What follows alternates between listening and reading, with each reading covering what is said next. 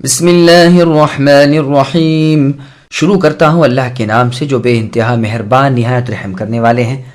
الف لام میم احسب الناس ان يتركوا ان يقولوا آمنا وهم لا يفتنون وَلَقَدْ فَتَنَّا الَّذِينَ مِن قَبْلِهِمْ فَلَيَعْلَمَنَّ اللَّهُ الَّذِينَ صَدَقُوا وَلَيَعْلَمَنَّ السَّيِّئَاتِ أَن يَسْبِقُونَ سَاءَ مَا يَحْكُمُونَ۔ الف لام میم۔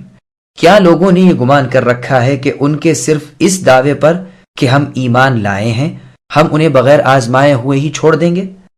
ان سے اگلوں کو بھی ہم نے خوب جانچا، یقیناً اللہ تعالیٰ انہیں بھی جان لیں گے جو سچ کہتے ہیں اور انہیں بھی معلوم کرا لیں گے جو جھوٹے ہیں۔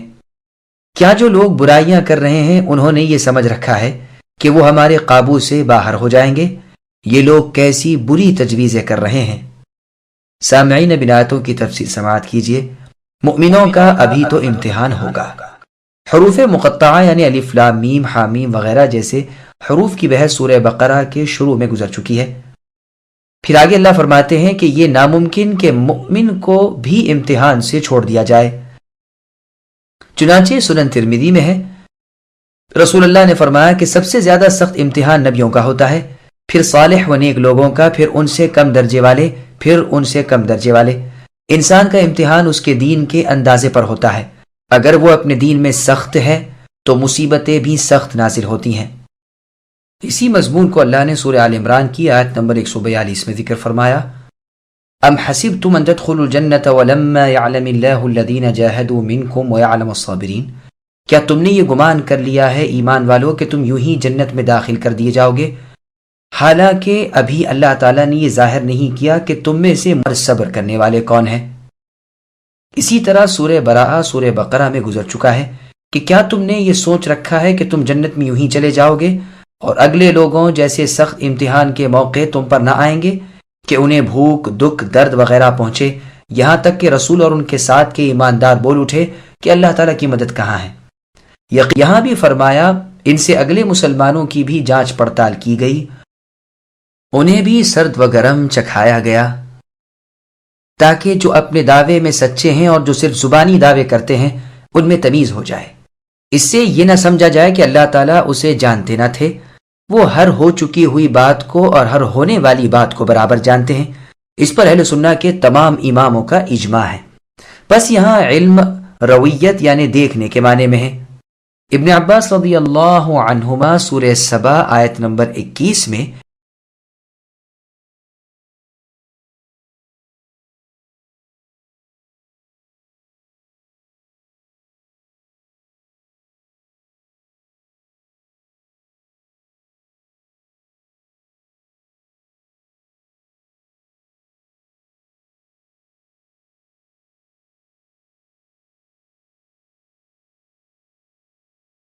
من كان يرجو لقاء الله فإن أجل الله لآت وهو السميع العليم ومن جاهد فإنما يجاهد لنفسه إن الله لغني عن العالمين والذين آمنوا وعملوا الصالحات لنكفرن عنهم سيئاتهم ولنجزينهم أحسن الذي كانوا يعملون ووصينا الإنسان بوالديه حسنا وَإِن جَاهَدَاكَ لِتُشْرِكَ بِي مَا لَيْسَ لَكَ بِهِ عِلْمٌ فَلَا تُطِعْهُمَا إِلَيَّ مَرْجِعُكُمْ فَأُنَبِّئُكُمْ بِمَا كُنتُمْ تَعْمَلُونَ وَالَّذِينَ آمَنُوا وَعَمِلُوا الصَّالِحَاتِ لَنُدْخِلَنَّهُمْ فِي الصَّالِحِينَ۔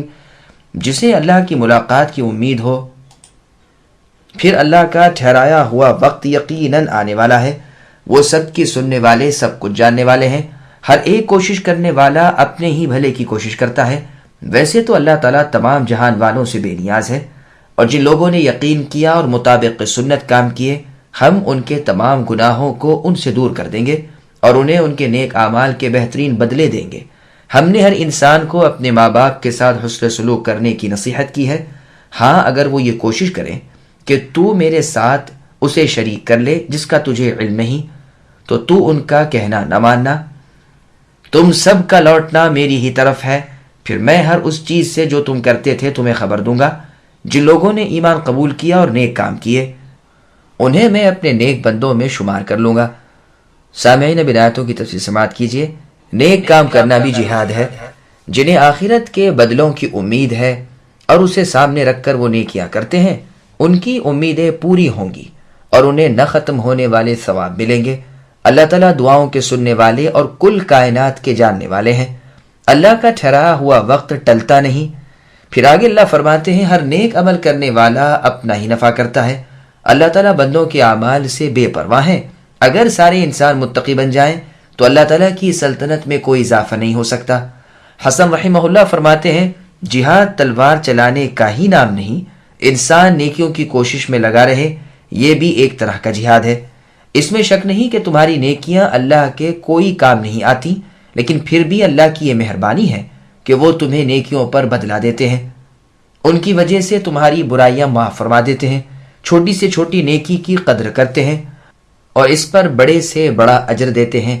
ایک ایک نیکی کا 700 گنا بدلہ عطا فرماتے ہیں اور بدی کو یا تو بالکل ہی معاف فرما دیتے ہیں یا اس کے برابر سزا دیتے ہیں۔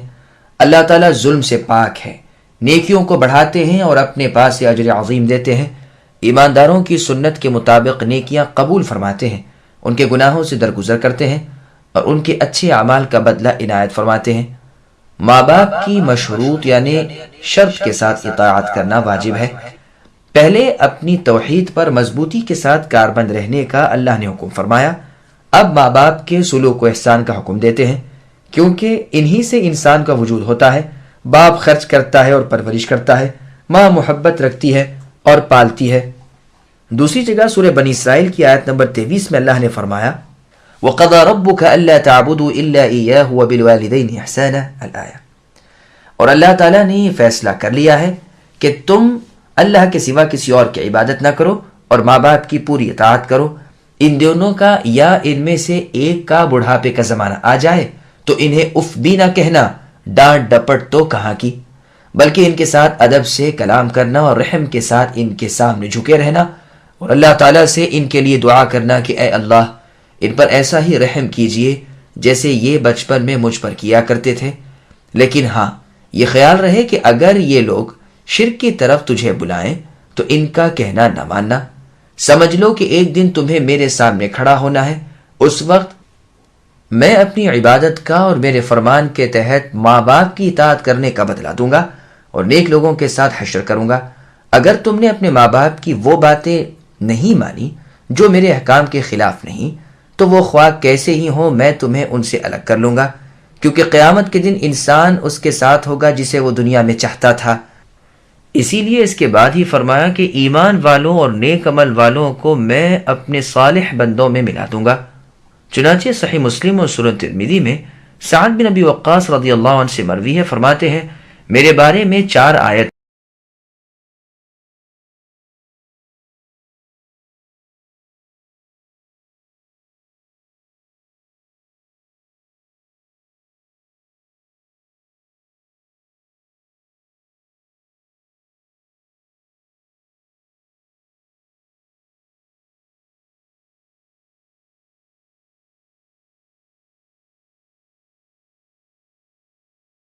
ومن الناس من يقول آمنا بالله وإذا أوذي في الله جعل فتنة الناس كعذاب الله ولئن جاء نصر من ربك ليقولن إنا كنا معكم أوليس الله بأعلم بما في صدور العالمين وليعلمن الله الذين آمنوا وليعلمن المنافقين۔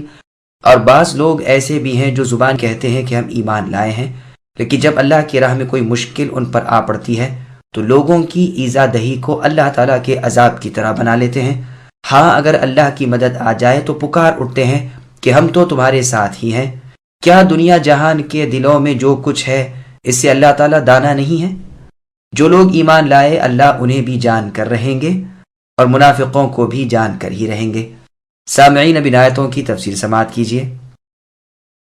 اہل ایمان کی آزمائش اور منافق۔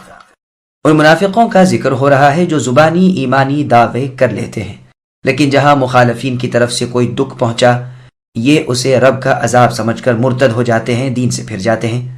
یہی معنی ابن عباس رضی اللہ عنہما وغیرہ نے کیے ہیں، جیسے سورہ حج کی آیت نمبر 11 وَمِنَ النَّاسِ مَن يَعْبُدُ اللَّهَ عَلَى حَرْفٍ، یعنی بعض لوگ ایک کنارے کھڑے ہو کر اللہ تعالیٰ کی عبادت کرتے ہیں، اگر راحت ملی تو مطمئن ہو گئے اور اگر مصیبت پہنچی تو منہ پھیر لیا۔ یہاں یہی بیان ہو رہا ہے کہ اگر محمد صلی اللہ علیہ وسلم کو کوئی غنیمت ملی، کوئی فتح ملی، تو اپنا دیندار ہونا ظاہر کرنے لگتے ہیں، جیسے سورہ نساء کی آیت نمبر 141 میں اللہ نے فرمایا الذین یتربصون بکم الآیہ، یعنی وہ منافق تمہیں مسلمانوں دیکھتے رہتے ہیں، اگر فتح و نصرت ہوئی تو ہانک لگانے لگتے ہیں کہ کیا ہم تمہارے نہیں ہیں، اور اگر کافروں کی بن آئی تو ان سے اپنی ساز باز جتانے لگتے ہیں کہ دیکھو ہم نے تمہارا ساتھ دیا اور تمہیں بچا لیا۔ اللہ تعالیٰ نے فرمایا بہت ممکن ہے کہ اللہ اپنے نیک بندوں کو بالکل ہی غالب کر دے، پھر تو یہ اپنی اس چھپی ہوئی حرکت پر صاف نادم ہو جائیں۔ یہاں فرمایا کہ یہ کیا بات ہے کہ انہیں اتنا بھی معلوم نہیں کہ اللہ عالم الغیب ہے، جہاں زبانی بات جانتے ہیں وہاں قلبی بات بھی اللہ کو معلوم ہے۔ اللہ تعالیٰ بھلائیاں برائیاں پہچان کر نیک و بد کو، مومن و منافق کو الگ الگ کر دیں گے۔ نفس کے پرستار نفع کے خواہاں یکسو ہو جائیں گے اور نفع نقصان میں ایمان نہ چھوڑنے والے ظاہر ہو جائیں گے، جیسے اللہ تعالیٰ نے سورہ محمد کی آیت نمبر 31 میں فرمایا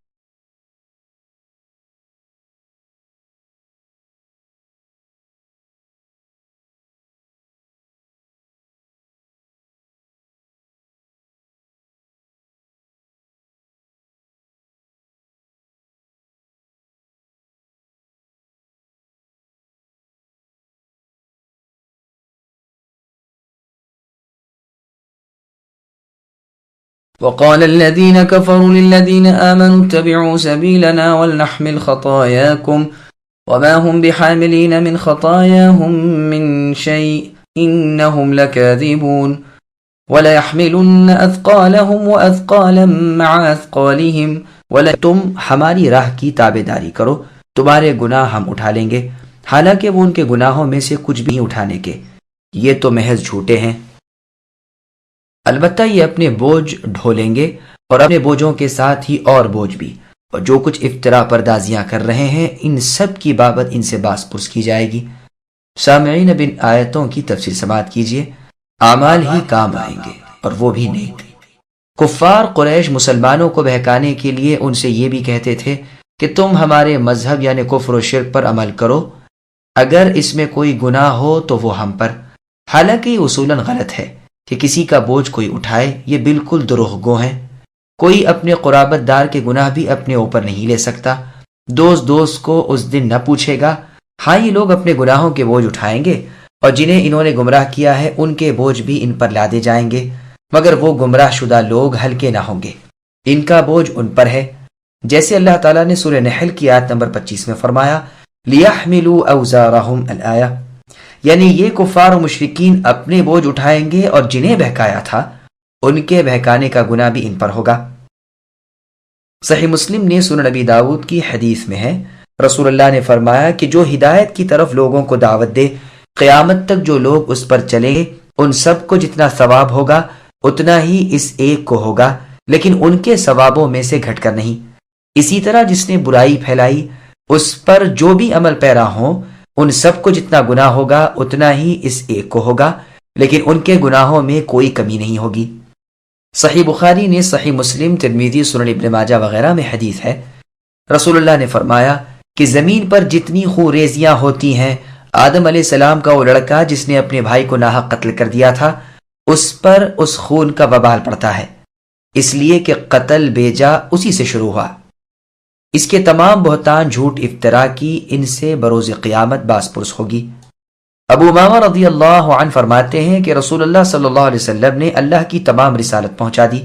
آپ نے یہ بھی فرمایا ہے کہ ظلم سے بچو، کیونکہ قیامت کے دن اللہ تبارک و تعالیٰ فرمائیں گے مجھے اپنی عزت کی اور اپنے جلال کی قسم، آج ایک ظلم کو بھی میں نہ چھوڑوں گا۔ پھر ایک منادی ندا کرے گا کہ فلاں فلاں کہاں ہیں، وہ آئے گا اور پہاڑ کے پہاڑ نیکیوں کے اس کے ساتھ ہوں گے، یہاں تک کہ اہل محشر کی نگاہیں اس کی طرف اٹھنے لگیں گی، وہ اللہ تعالیٰ کے سامنے آ کھڑا ہو جائے گا۔ پھر منادی ندا کرے گا کہ اس کی طرف کسی کا کوئی حق ہو، اس نے کسی پر ظلم کیا ہو، وہ آ جائے، اور اپنا بدلہ لے لے۔ اب تو ادھر ادھر سے لوگ اٹھ کھڑے ہوں گے اور اسے گھیر کر اللہ تعالیٰ کے سامنے کھڑے ہو جائیں گے۔ اللہ تعالیٰ فرمائیں گے میرے ان بندوں کو ان کے حق دلواؤ۔ فرشتے کہیں گے اے اللہ کیسے دلوائیں؟ اللہ تعالیٰ فرمائیں گے اس کی نیکیاں لو اور انہیں دو۔ چنانچہ یوں ہی کیا جائے گا یہاں تک کہ ایک نیکی باقی نہیں رہے گی، اور ابھی تک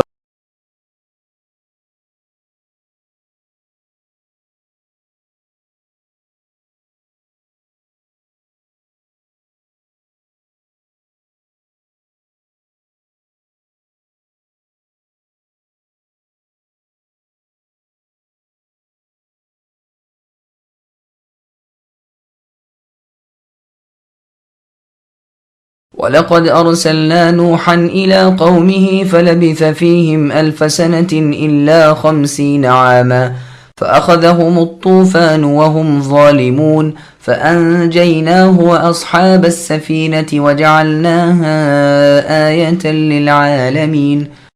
اور ہم نے نوح علیہ السلام کو ان کی قوم کی طرف بھیجا، وہ ان میں 950 سال تک رہے، پھر تو انہیں طوفان نے دھر پکڑا اور وہ تھے بھی ظالم۔ پھر ہم نے انہیں اور کشتی والوں کو نجات دی، اور اس واقعے کو ہم نے تمام جہان کے لیے عبرت کا نشان بنا دیا۔ سامعین، بن آیتوں کی تفسیر سماعت کیجیے۔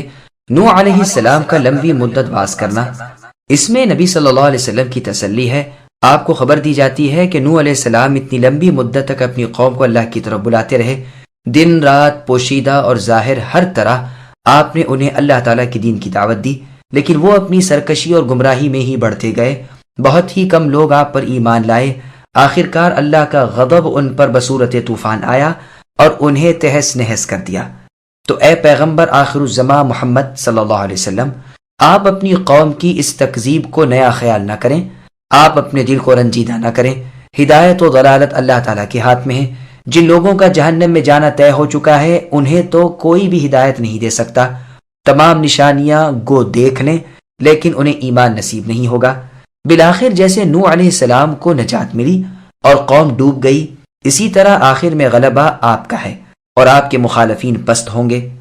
ابن عباس رضی اللہ عنہما کا بیان ہے کہ 40 سال کی عمر میں نوح علیہ السلام کو نبوت ملی، اور نبوت کے بعد 950 سال تک آپ نے اپنی قوم کو تبلیغ کی۔ طوفان کی عالمگیر ہلاکی کے بعد بھی نوح علیہ السلام 60 سال تک زندہ رہے، یہاں تک کہ بنو آدم کی نسل پھیل گئی اور دنیا میں یہ بکثرت نظر آنے لگے۔ قتادہ رحمہ اللہ فرماتے ہیں نوح علیہ السلام کی عمر کل 950 سال کی تھی۔ 300 سال تو آپ کے بے دعوت ان میں گزرے، 300 سال تک اللہ کی طرف اپنی قوم کو بلاتے رہے، اور 350 سال بعد طوفان کے زندہ رہے۔ لیکن یہ قول غریب ہے، اور آیت کے ظاہری الفاظ سے تو یہی معلوم ہوتا ہے کہ آپ 950 سال تک اپنی قوم کو اللہ تعالیٰ کی وحدانیت کی طرف بلاتے رہے۔ عون ابن ابی شداد رحمہ اللہ کہتے ہیں کہ جب نوح علیہ السلام کی عمر 350 سال کی تھی، اس وقت اللہ تعالیٰ کی وحی آپ کو آئی۔ اس کے بعد 950 برس تک آپ لوگوں کو کلام اللہ پہنچاتے رہے۔ اس کے بعد پھر 350 سال کی اور عمر پائی۔ لیکن یہ بھی غریب قول ہے۔ زیادہ ٹھیک ابن عباس رضی اللہ عنہما کا قول نظر آتا ہے کہ مسلسل 950 سال تک آپ نے اپنی قوم کو اللہ کی توحید کی طرف بلایا۔ واللہ اعلم۔ ابن عمر رضی اللہ عنہما نے مجاہد رحمہ اللہ سے کہا کہ نوح علیہ السلام اپنی قوم میں کتنی مدت تک رہے؟ انہوں نے یعنی مجاہد نے کہا 950 سال۔ آپ نے فرمایا پھر سے لوگوں کے اخلاق، ان کی عمریں اور عقلیں آج تک گھٹتی ہی چلی آئیں۔ جب قوم نوح پر غضب الہی نازل ہوا تو رب تعالیٰ نے اپنے فضل و کرم سے اپنے نبی نوح علیہ السلام کو اور ایمان والوں کو جو آپ کے ساتھ آپ کے حکم سے طوفان سے پہلے کشتی میں سوار ہو چکے تھے بچا لیا۔ سورہ ہود میں اس کی پوری تفصیل گزر چکی ہے، اس لیے ہم یہاں دوبارہ وارد نہیں کرتے۔ ہم نے اس کشتی کو دنیا کے لیے نشان عبرت بنا دیا۔ یا تو خود اس کشتی کو، جیسے کہ قتادہ رحمہ اللہ کا قول ہے کہ اول اسلام تک تو وہ جودی پہاڑ پر تھی، یا یہ کہ اس کشتی کو دیکھ کر پھر پانی کے سفر کے لیے جو کشتیاں لوگوں نے بنائی ان کو کہ انہیں دیکھ کر اللہ کا وہ بچانا یاد آ جاتا ہے، جیسے اللہ تعالیٰ نے سورہ یاسین کی آیت نمبر 41 اور 42 میں فرمایا وَآيَةٌ لَهُمْ أَنَّا حَمَلْنَا ذُرِّيَّتَهُمْ فِي الْفُلْكِ الْمَشْحُونِ وَخَلَقْنَا لَهُمْ مِن مِثْلِهِ مَا يَرْكَبُونَ الآیہ۔ ہماری قدرت کی ایک نشانی ان کے لیے یہ بھی ہے کہ ہم نے ان کی نسل کو بھری ہوئی کشتی میں بٹھا لیا اور ہم نے ان کے لیے اور بھی اس جیسی سواریاں بنا دیں۔ سورہ حاقہ میں فرمایا جب پانی کا طوفان آیا تو ہم نے تمہیں کشتی میں سوار کر لیا اور اس واقعے کو تمہارے لیے ایک یادگار بنا دیا تاکہ جن کانوں کو اللہ تعالیٰ نے یاد رکھنے کی طاقت دی ہے وہ خوب یاد رکھ لیں۔ یہاں شخص سے جنس کی طرف چڑھاؤ کیا ہے، جیسے سورہ ملک کی آیت نمبر 5 میں فرمایا وَلَقَدْ زَيَّنَّا السَّمَاءَ الدُّنْيَا والی آیت میں کہ آسمان دنیا کے ستاروں کا باعث زینت آسمان ہونا بیان فرما کر ان کی نوعیت کا شیطانوں کے لیے رجم ہونا بیان فرمایا، اور آیت میں انسان کا مٹی سے پیدا ہونا ذکر کر کے فرمایا پھر ہم نے اسے نطفے کی شکل میں قرارگاہ میں کر دیا۔ ہاں یہ بھی ہو سکتا ہے کہ آیت میں ہا کی ضمیر کا مرجع عقوبت اور سزا کو کیا جائے، واللہ اعلم۔ یہاں یہ خیال رہے کہ تفسیر ابن کثیر کے بعض نسخوں میں شروع تفسیر میں کچھ عبارت زیادہ ہے جو بعض نسخوں میں نہیں۔ وہ یہ ہے کہ اللہ تعالیٰ نے نوح علیہ السلام کا 950 سال تک کا آزمایا جانا بیان کیا اور ان کی قوم کو ان کی اطاعت کے ساتھ آزمانا بتلایا کہ ان کی تکذیب کی وجہ سے اللہ تعالیٰ نے انہیں غرق کر دیا، پھر اس کے بعد جلا دیا۔ پھر قوم ابراہیم کی آزمائش کا ذکر کیا کہ انہوں نے بھی اطاعت و متابعت نہ کی۔ پھر لوط علیہ السلام کی آزمائش کا ذکر کیا اور ان کی قوم کا حشر بیان فرمایا۔ پھر شعیب علیہ السلام کی قوم کے واقعات سامنے رکھے۔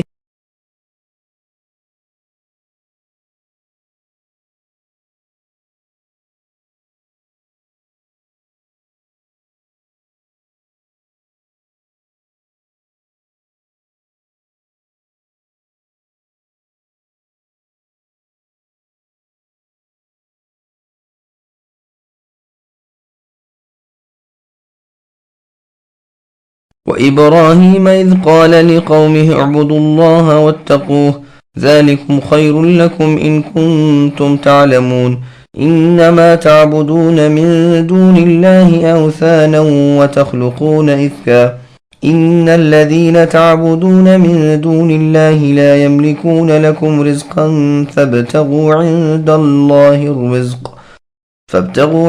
الله الرزق واعبدوه واشكروا له إليه ترجعون وإن تكذبوا فقد كذب من قبلكم وما على الرسول إلا البلاغ المبين۔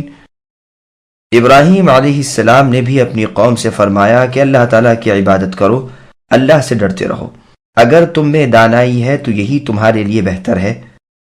تم تو اللہ تعالیٰ کے سوا بتوں کی پوجا پاٹ کر رہے ہو اور جھوٹی باتیں دل سے گھڑ لیتے ہو۔ سنو، جن کی تم اللہ تعالیٰ کے سوا پوجا پاٹ کر رہے ہو وہ تو تمہاری روزی کے مالک نہیں، بس تمہیں چاہیے کہ تم اللہ تعالیٰ ہی سے روزیاں طلب کرو اور اللہ ہی کی عبادت کرو اور اللہ ہی کی شکر گزاری کرتے رہو اور اللہ ہی کی طرف تم لوٹائے جاؤ گے۔ اگر تم جھٹلاؤ تو تم سے پہلے کی امتوں نے بھی جھٹلایا ہے، رسول کے ذمے تو صرف صاف طور پر پہنچا دینا ہی ہے۔ سامعین، اب ان آیتوں کی تفسیر سماعت کیجیے۔ امام الموحدین ابراہیم علیہ السلام کی دعوت توحید۔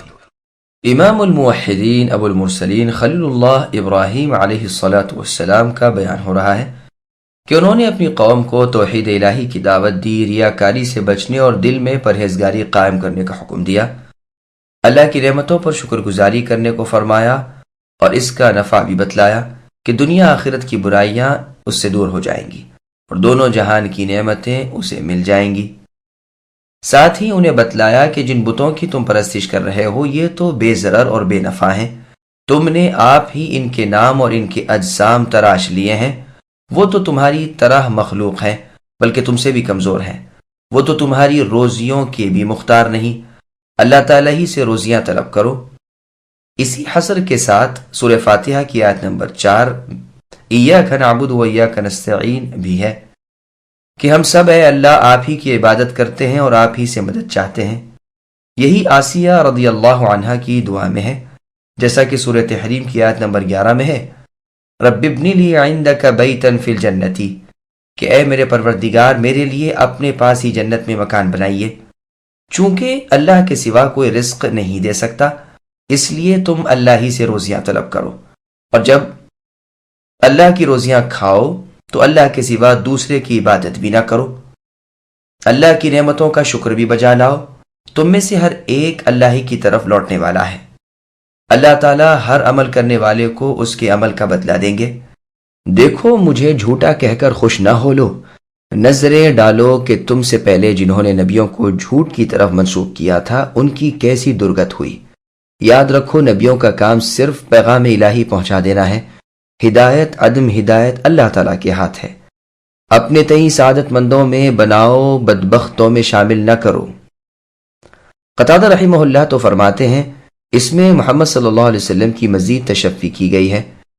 اس مطلب کا تقاضا تو یہ ہے کہ پہلا کلام تو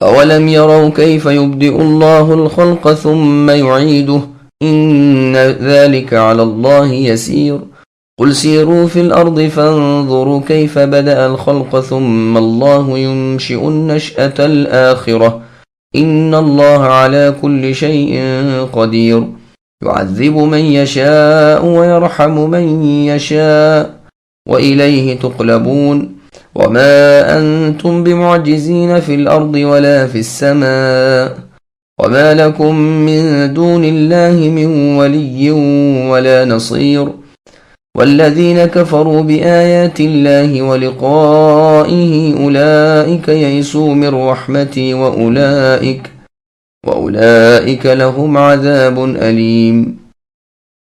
کیا ان کافروں نے نہیں دیکھا کہ مخلوق کی ابتدا کی کیفیت اللہ نے کی، پھر بھی اللہ اس کا اعادہ کریں گے؟ یہ تو اللہ تعالیٰ پر بہت ہی آسان ہے۔ اے نبی کہہ دیجئے کہ زمین میں چل پھر کر دیکھو تو صحیح کہ کس طرح اللہ تعالیٰ نے ابتداءً پیدائش کی، پھر اللہ تعالیٰ ہی دوسری نئی پیدائش کریں گے۔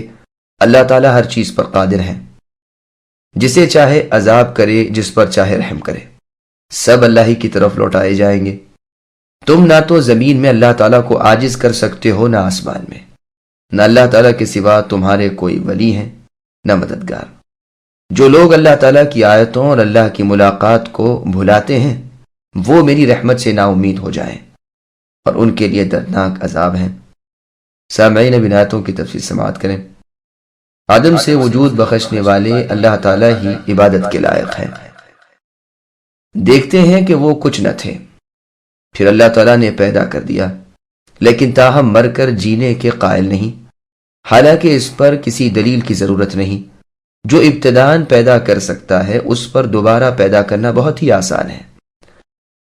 پھر انہیں ہدایت کرتے ہیں کہ تم زمین کی اور نشانیوں پر اے کافرو غور تو کرو، آسمانوں کو، ستاروں کو، زمینوں کو، پہاڑوں کو، درختوں کو، جنگلوں کو، نہروں کو، دریاؤں کو، سمندروں کو، پھلوں کو، کھیتیوں کو دیکھو تو صحیح کہ یہ سب کچھ نہ تھا، پھر اللہ تعالیٰ نے سب کچھ کر دیا۔ کیا تم نشانیاں اللہ تعالیٰ کی قدرت کی دیکھ کر بھی جو تم پر ظاہر کر دی گئی ہیں سمجھتے نہیں؟ تم نہیں دیکھتے کہ اتنے بڑے صانع و قدیر اللہ کیا کچھ نہیں کر سکتے؟ وہ تو صرف ہو جا کے کہنے سے تمام کو رچا دیتے ہیں۔ وہ خود مختار ہیں، اللہ کو اسباب اور سامان کی ضرورت نہیں۔ اسی مضمون کو اور جگہ اللہ نے فرمایا کہ وہی نئی پیدائش میں پیدا کرتے ہیں، وہی دوبارہ پیدا کریں گے، اور یہ تو اللہ پر بہت ہی آسان ہے۔ پھر فرمایا زمین میں چل پھر کر دیکھو اللہ تعالیٰ نے ابتدائی پیدائش کس طرح کی، تو تمہیں معلوم ہو جائے گا کہ قیامت کے دن کی دوسری پیدائش کی کیا کیفیت ہوگی۔ اللہ تعالیٰ ہر چیز پر قادر ہے۔ جیسے فرمایا ہم انہیں دنیا کے ہر حصے میں اور خود ان کی اپنی جانوں میں اپنی نشانیاں اس قدر دکھائیں گے کہ ان پر حق ظاہر ہو جائے۔ اور سورہ طور کی آیت نمبر 35 میں فرمایا ام خلقوا من غیر شیء ام هم الخالقون، کیا وہ بغیر کسی چیز کے پیدا کیے گئے یا وہی اپنے خالق ہیں؟ کچھ نہیں، یہ بے یقین لوگ ہیں۔ یہ اللہ تعالیٰ کی شان ہے کہ جسے چاہیں عذاب کرے، جس پر چاہیں رحم کریں۔ وہ حاکم ہیں، قبضے والے ہیں، جو چاہتے ہیں، جو ارادہ کرتے ہیں، جاری کر دیتے ہیں۔ کوئی اللہ کے حکم کو ٹال نہیں سکتا، کوئی اللہ کے ارادے کو بدل نہیں سکتا، کوئی اللہ سے چوں چرا کر نہیں سکتا، اور کوئی اللہ سے سوال کرنے کی ہمت اور جرأت دکھلا نہیں سکتا، اور اللہ سب پر غالب ہے، جسے چاہے پوچھ بیٹھے۔ سب اللہ کے ہاتھ میں ہے، اللہ کی ماتحتی میں ہے۔ تمام مخلوق کے خالق، حکم دینے کے مالک اللہ ہی ہیں۔ اللہ نے جو کچھ کیا سراسر عدل و انصاف ہے، اس لیے کہ وہی مالک ہے، وہ ظلم کرنے سے بالکل پاک ہے۔ سنن نبی داؤد اور سنن ابن ماجہ وغیرہ میں نبی صلی اللہ علیہ وسلم کی حدیث ہے، آپ نے فرمایا اگر اللہ تعالیٰ ساتوں آسمانوں والوں اور ساتوں زمین والوں کو عذاب کرے تب بھی وہ ظالم نہیں۔ عذاب و رحم سب اللہ کی چیزیں ہیں، سب کے سب قیامت کے دن اللہ کی طرف لوٹائے جائیں گی، اللہ ہی کے سامنے حاضر ہو کر پیش ہوں گے۔ زمین والوں میں سے اور آسمان والوں میں سے کوئی اللہ کو ہرا نہیں سکتا، بلکہ سب پر اللہ ہی غالب ہے، ہر ایک اللہ سے کانپ رہا۔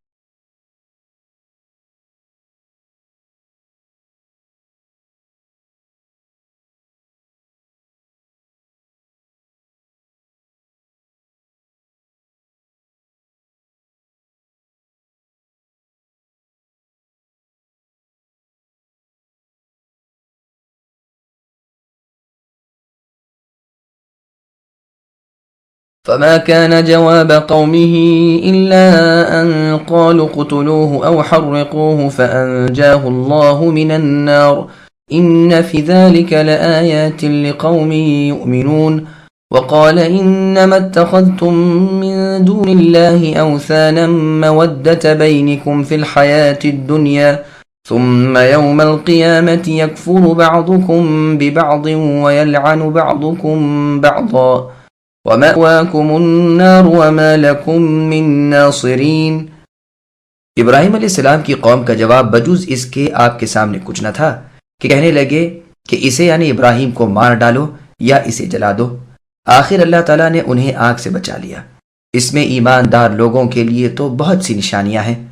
ابراہیم علیہ السلام نے کہا کہ تم نے جن بتوں کی پرستش اللہ کے سوا کی ہے انہیں تم نے اپنی آپس کی دنیاوی دوستی کی بنا پر ٹھہرا لیا ہے۔ تم سب قیامت کے دن ایک دوسرے سے کفر کرنے لگو گے اور ایک دوسرے پر لعنت کرنے لگو گے، اور تمہارا سب کا ٹھکانہ دوزخ ہوگا اور تمہارا کوئی مددگار نہ ہوگا۔ سامعین، اب ان آیتوں کی تفسیر سماعت کیجیے۔ آتش نمرود اور ابراہیم علیہ السلام۔ ابراہیم علیہ السلام کا یہ عقلی اور نقلی دلائل کا واز بھی ان کفار و مشرکی لوگوں کے دلوں پر اثر نہ کر سکا، اور انہوں نے یہاں بھی اپنی اسی شقاوت اور بدبختی کا مظاہرہ کیا۔ جواب تو ان دلیلوں کا دے نہیں سکتے تھے، لہٰذا اپنی قوت سے حق کو دبانے لگے اور اپنی طاقت سے سچ کو روکنے لگے۔ کہنے لگے ایک گڑھا کھودو، اس میں آگ بھڑکاؤ اور اس آگ میں اسے ڈال دو کہ جل جائے۔ لیکن اللہ تعالیٰ نے ان کی اس مکر کو انہی پر لوٹا دیا۔ مدتوں تک لکڑیاں جمع کرتے رہے اور گڑھا کھود کر اس کے ارد گرد احاطے کی دیواریں کھڑی کر کے لکڑیوں میں آگ لگا دی۔ جب اس کے شعلے آسمان تک پہنچنے لگے اور اتنی زور کی آگ روشن ہو گئی کہ زمین پر کہیں اتنی آگ نہیں دیکھی گئی، تو ابراہیم علیہ السلام کو کپڑا باندھ کر منجنیق میں ڈال کر جھلا کر اس آگ میں ڈال دیا۔ لیکن اللہ تعالیٰ نے آگ کو اپنے خلیل ابراہیم علیہ السلام پر باغ و بہار بنا دیا۔ ابراہیم علیہ السلام کئی دن کے بعد صحیح سالم اس میں سے نکل آئے۔ یہ اور اس جیسی اور قربانیاں تھیں جن کے باعث ابراہیم علیہ السلام کو امامت کا منصب عطا ہوا۔ اپنا نفس آپ نے رحمان کے لیے، اپنا جسم آپ نے میزان کے لیے، اپنی اولاد آپ نے قربانی کے لیے، اپنا مال آپ نے فیضان کے لیے کر دیا۔ یہی وجہ ہے کہ کل ادیان والے آپ سے محبت رکھتے ہیں۔ اللہ تعالیٰ نے آگ کو آپ کے لیے باغ بنا دیا۔ اس واقعے میں ایمانداروں کے لیے قدرت الہی کی بہت سی نشانیاں ہیں۔ ابراہیم علیہ السلام نے اپنی قوم سے فرمایا کہ جن بتوں کو تم نے معبود بنا رکھا ہے یہ تمہارا آپس کا اکا اور اتفاق دنیا تک ہی ہے۔ مودتا زبر کے ساتھ مفعول لہو ہے، ایک قرات میں پیش کے ساتھ بھی ہے، یعنی تمہاری یہ بت پرستی تمہارے لیے گو دنیا کی محبت حاصل کرا دے، لیکن قیامت کے دن معاملہ برعکس ہو جائے گا۔ مودت کی جگہ نفرت اور اتفاق کے بدلے اختلاف ہو جائے گا۔ ایک دوسرے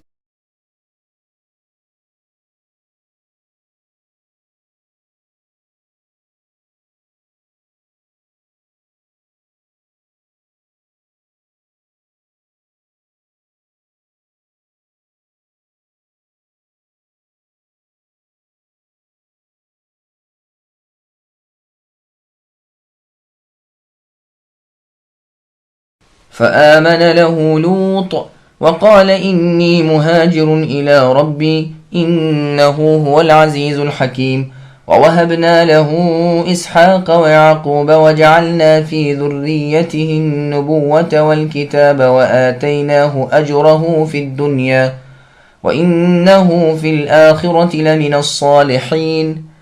لوط علیہ السلام ابراہیم علیہ السلام پر ایمان لائے اور کہنے لگے کہ میں اپنے رب کی طرف ہجرت کرنے والا ہوں، وہ بڑے ہی غالب اور حکیم ہے۔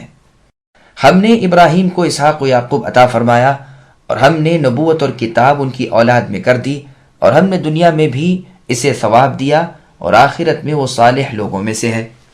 سامعین، اب ان آیتوں کی تفسیر سماعت کیجیے۔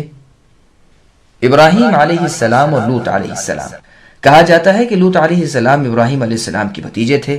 لوط ابن ہارون ابن آزر، آپ کی ساری قوم سے ایک تو لوط علیہ السلام ایمان لائے تھے اور ایک سارہ رضی اللہ عنہا جو آپ کی بیوی تھیں۔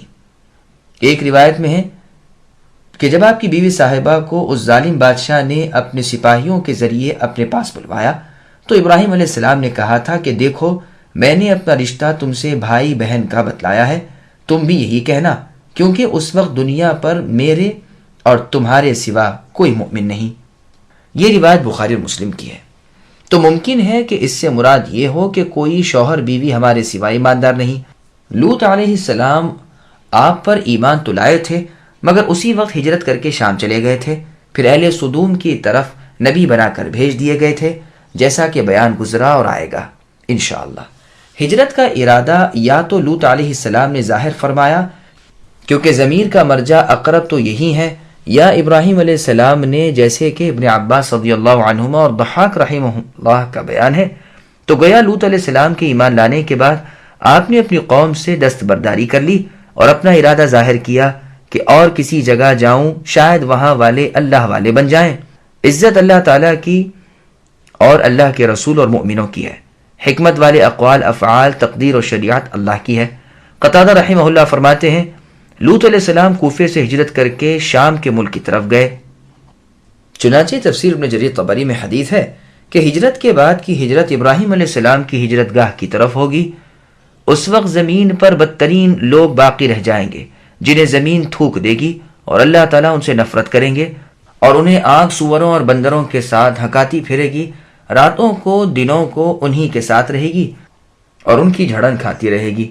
سنن نبی داؤد کی روایت میں ہے جو ان میں سے پیچھے رہے گا اسے یہ آگ کھا جائے گی، اور مشرق کی طرف سے کچھ لوگ میری امت میں ایسے نکلیں گے جو قرآن پڑھیں گے لیکن ان کے گلے سے نیچے نہیں اترے گا۔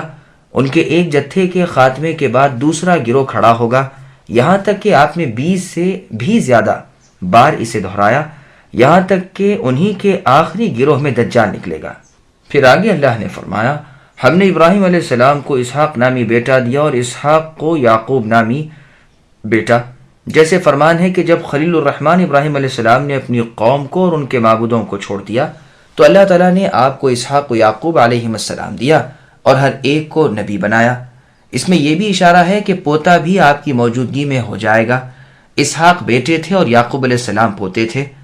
اور آیت میں ہے کہ ہم نے ابراہیم علیہ السلام کی بیوی صاحبہ سارہ کو اسحاق کی اور اسحاق کے پیچھے ان کے بیٹے یعقوب کی بشارت دی اور فرمایا کہ قوم کو چھوڑنے کے بدلے اللہ تعالیٰ تمہارے گھر کی بستی یہ دیں گے جس سے تمہاری آنکھیں ٹھنڈی رہیں۔ پس ثابت ہوا کہ یعقوب علیہ السلام اسحاق علیہ السلام کے فرزند تھے، یہی سنت سے بھی ثابت ہے۔ قرآن کی اور آیت میں ہے اللہ نے فرمایا اے نبی کیا آپ اس وقت موجود تھے جب یعقوب علیہ السلام کی موت کا وقت آیا تو وہ اپنے لڑکوں سے کہنے لگے کہ تم میرے بعد کس کی عبادت کرو گے؟ تو ان کے بچوں نے ان جواب میں کہا آپ کے اور آپ کے والد ابراہیم، اسماعیل، اسحاق علیہ السلام کے، اللہ کی جو اکتا اور واحد ولا شریک ہے۔ بخاری اور مسلم کی حدیث میں ہے رسول اللہ نے فرمایا کہ کریم بن کریم بن کریم بن کریم یوسف بن یعقوب بن اسحاق بن ابراہیم علیہ السلام ہے۔ ابن عباس رضی اللہ عنہما سے جو مروی ہے کہ اسحاق و یعقوب علیہ السلام ابراہیم علیہ السلام کے فرزند تھے۔ اس سے مراد فرزند کے فرزند کو فرزند کہہ دینا ہے، یہ نہیں کہ صلبی فرزند دونوں تھے بلکہ بیٹے اور پھر بیٹے کے بیٹے پوترے تھے۔ ابن عباس رضی اللہ عنہما تو کہا ایک ادنا آدمی بھی ایسی ٹھوکر نہیں کھا سکتا۔ ہم نے انہی کی اولاد میں کتاب و نبوت رکھ دی۔ خلیل کا خطاب ابراہیم علیہ السلام کو ملا، امام انہیں کہا گیا، پھر ان کے بعد انہی کی نسل میں نبوت و حکمت رہی۔ بنی اسرائیل کے تمام انبیاء یعقوب ابن اسحاق ابن ابراہیم علیہ السلام کی نسل سے ہیں۔ عیسیٰ علیہ السلام تک تو یہ سلسلہ یوں ہی چلا۔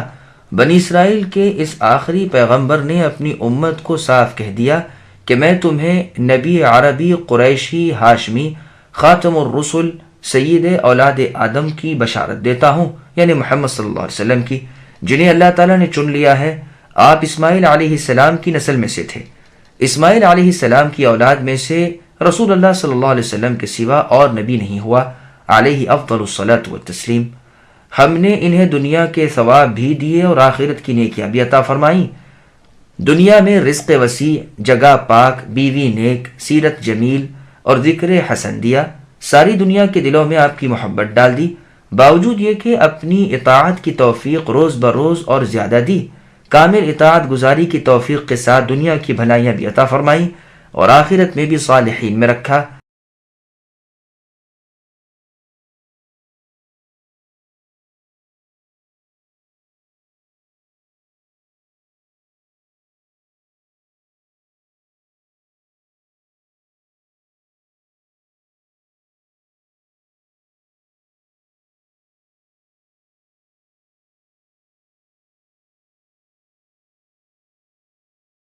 ولوطا إذ قال لقومه إنكم لتأتون الفاحشة ما سبقكم بها من أحد من العالمين أئنكم لتأتون الرجال وتقطعون السبيل وتأتون في ناديكم المنكر فما كان جواب قومه إلا أن قالوا ائتنا بعذاب الله إن كنت من الصادقين قال رب انصرنی علی القوم المفسدین۔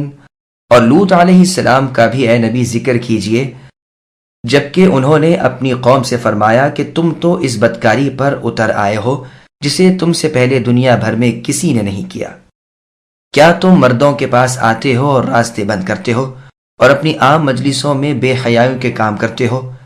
اس کے جواب میں آپ کی قوم نے بجوز اس کے اور کچھ نہیں کہا کہ بس جا، اگر سچا ہے تو ہمارے پاس رب تعالیٰ کا عذاب لے آ۔ لوط علیہ السلام نے دعا کی کہ پروردگار اس مفسد قوم پر میری مدد فرمائیے۔ سامعین، اب ان آیتوں کی تفسیر سماعت کیجیے۔ قوم لوط کی مشہور بدخصلتی۔ لوطیوں کی مشہور بدخصلتی سے لوط علیہ السلام انہیں روکتے ہیں کہ تم جیسی خباثت تم سے پہلے تو کوئی جانتا ہی نہ تھا۔ کفر، تکذیب رسول، اللہ کے حکم کی مخالفت تو خیر اور بھی کرتے رہے، مگر مردوں سے حاجت روائی تو کسی نے بھی نہیں کی۔ دوسری بدخصلت ان میں یہ تھی کہ راستے روکتے تھے، ڈاکے ڈالتے تھے، قتل و فساد کرتے تھے، مال لوٹ لیتے تھے، مجلسوں میں علل اعلان بری باتیں اور لغو حرکتیں کرتے تھے، کوئی کسی کو نہیں روکتا تھا۔ یہاں تک کہ بعض کا قول ہے کہ لواطت بھی علل اعلان کرتے تھے، یعنی ہومو سیکشوالٹی۔ گویا سوسائٹی کا ایک مشغلہ یہ بھی تھا۔ ہوائیں نکال کر ہنستے تھے، یعنی پاد مار کر، مینڈھے لڑواتے، مرغ لڑواتے اور بدترین برائیاں کرتے تھے، اور علل اعلان مزے لے لے کر گناہ کرتے تھے، سیٹیاں بجاتے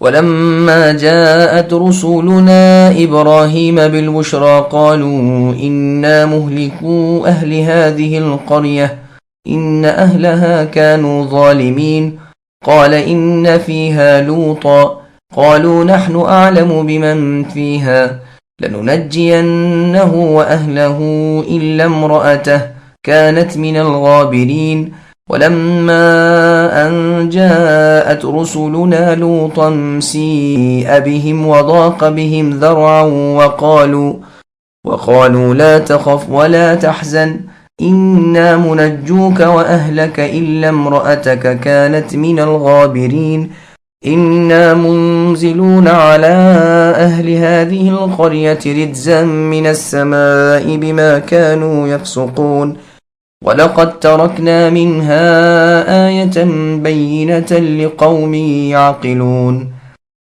اور جب ہمارے بھیجے ہوئے فرشتے ابراہیم علیہ السلام کے پاس بشارت لے کر پہنچے، کہنے لگے کہ اس بستی والوں کو ہم ہلاک کرنے والے ہیں، یقیناً یہاں کے رہنے والے گنہگار ہیں۔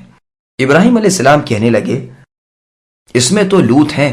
فرشتوں نے کہا یہاں جو ہیں ہم انہیں بخوبی جانتے ہیں، لوط کو اور ان کے خاندان کو سوائے ان کی بیوی کے ہم بچا لیں گے، البتہ وہ عورت یعنی ان کی بیوی پیچھے رہ جانے والوں میں سے ہے۔ پھر جب ہمارے قاصد لوط علیہ السلام کے پاس پہنچے تو وہ ان کی وجہ سے غمگین ہوئے اور دل ہی دل میں رنج کرنے لگے۔ قاصدوں نے کہا آپ نہ خوف کھائیے نہ آزردہ ہوئیے، ہم آپ کو ماں آپ کے متعلقین کے بچا لیں گے، مگر آپ کی بیوی کے وہ عذاب کے لیے باقی رہ جانے والوں میں سے ہوگی۔ ہم اس بستی والوں پر آسمانی عذاب نازل کرنے والے ہیں اس وجہ سے کہ یہ بے حکم ہو رہے ہیں، البتہ ہم نے اس بستی کو سری عبرت کی نشانی بنا دیا ان لوگوں کے لیے جو عقل رکھتے ہیں۔ سامعین، اب ان آیتوں کی تفصیل سماعت کیجیے۔ قوم لوط کی تباہی و بربادی۔ لوط علیہ السلام کی جب نہ مانی گئی بلکہ سنی بھی نہ گئی تو آپ نے اللہ تعالیٰ سے مدد طلب کی، جس پر فرشتے بھیجے گئے۔ بشکل انسانی یہ فرشتے پہلے بطور مہمان کے ابراہیم علیہ السلام کے گھر آئے، آپ نے ضیافت کا سامان تیار کیا اور ان کے سامنے لا رکھا۔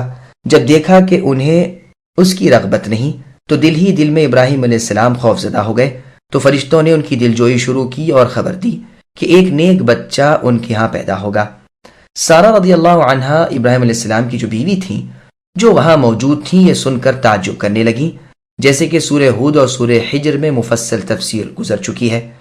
اب فرشتوں نے اپنا اصلی ارادہ ظاہر کیا، جسے سن کر خلیل الرحمن ابراہیم علیہ السلام کو خیال آیا کہ اگر وہ لوگ کچھ اور ڈھیل دیے جائیں تو کیا عجب کے راہ راست پر آ جائیں، اس لیے فرمانے لگے کہ وہاں تو لوط اللہ کے نبی بھی ہیں۔ فرشتوں نے جواب دیا ہم ان سے غافل نہیں ہیں، ہمیں حکم ہے کہ انہیں اور ان کے خاندان کو بچا لیں، ہاں ان کی بیوی تو بے شک ہلاک ہوگی کیونکہ وہ اپنی قوم کے کفر میں ان کا ساتھ دیتی رہی ہے۔ یہاں سے رخصت ہو کر خوبصورت بلوغت کے قریب بچوں کی صورتوں میں یہ اللہ کے دونوں فرشتے لوط علیہ السلام کے پاس پہنچے۔ انہیں دیکھتے ہی لوط علیہ السلام شش و پنج میں پڑ گئے کہ اگر انہیں اپنے پاس ٹھہراتا ہوں تو ان کی خبر پاتے ہی میری قوم کے کفار بھڑ بھڑا کر آ جائیں گے اور مجھے بھی تنگ کریں گے اور انہیں بھی پریشان کریں گے، اگر نہیں ٹھہراتے تو یہ انہی کے ہاتھ پڑ جائیں گے، یعنی میری قوم کے جو بد ہیں۔ قوم کی خصلت سے آپ واقف تھے، اس لیے ناخوش اور رنجیدہ ہو گئے، لیکن فرشتوں نے ان کی یہ گھبراہٹ دور کر دی کہ آپ گھبرائیے نہیں، رنجیدہ نہ ہو جائیے، ہم تو رب کے بھیجے ہوئے فرشتے ہیں، آپ کی قوم کو غارت کرنے کے لیے آئے ہیں، آپ اور آپ کا خاندان بجوز آپ کی اہلیہ کے تو بچ جائے گا، باقی ان سب پر آسمانی عذاب آئے گا اور انہیں ان کی بدکاری کا نتیجہ دکھایا جائے گا۔ پھر جبریل علیہ السلام نے ان کی بستیوں کو زمین سے اٹھایا اور آسمان تک لے گئے اور وہاں سے الٹ دیں، پھر ان پر ان کے نام کے نشاندار پتھر برسائے گئے۔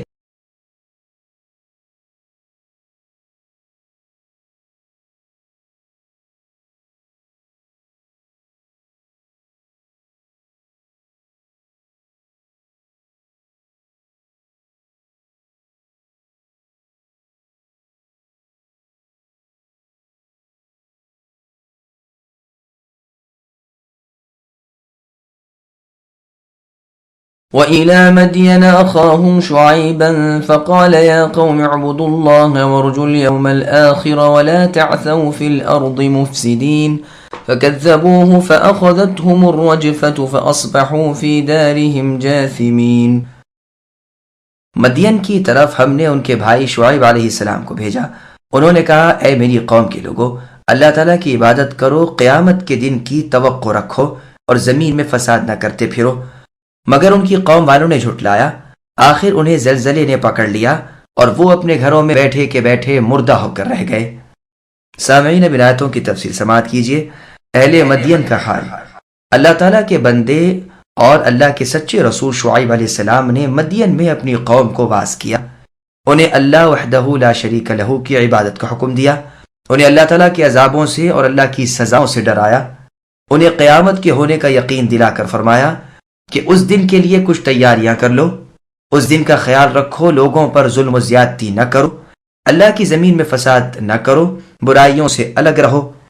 ان میں ایک عیب یہ بھی تھا، یعنی آپ کی قوم میں، کہ ناپ تول میں کمی کرتے تھے، لوگوں کے حق مارتے، ڈاکے ڈالتے تھے، راستے بند کر دیتے تھے، ساتھ ہی اللہ تعالیٰ اور اللہ کے رسول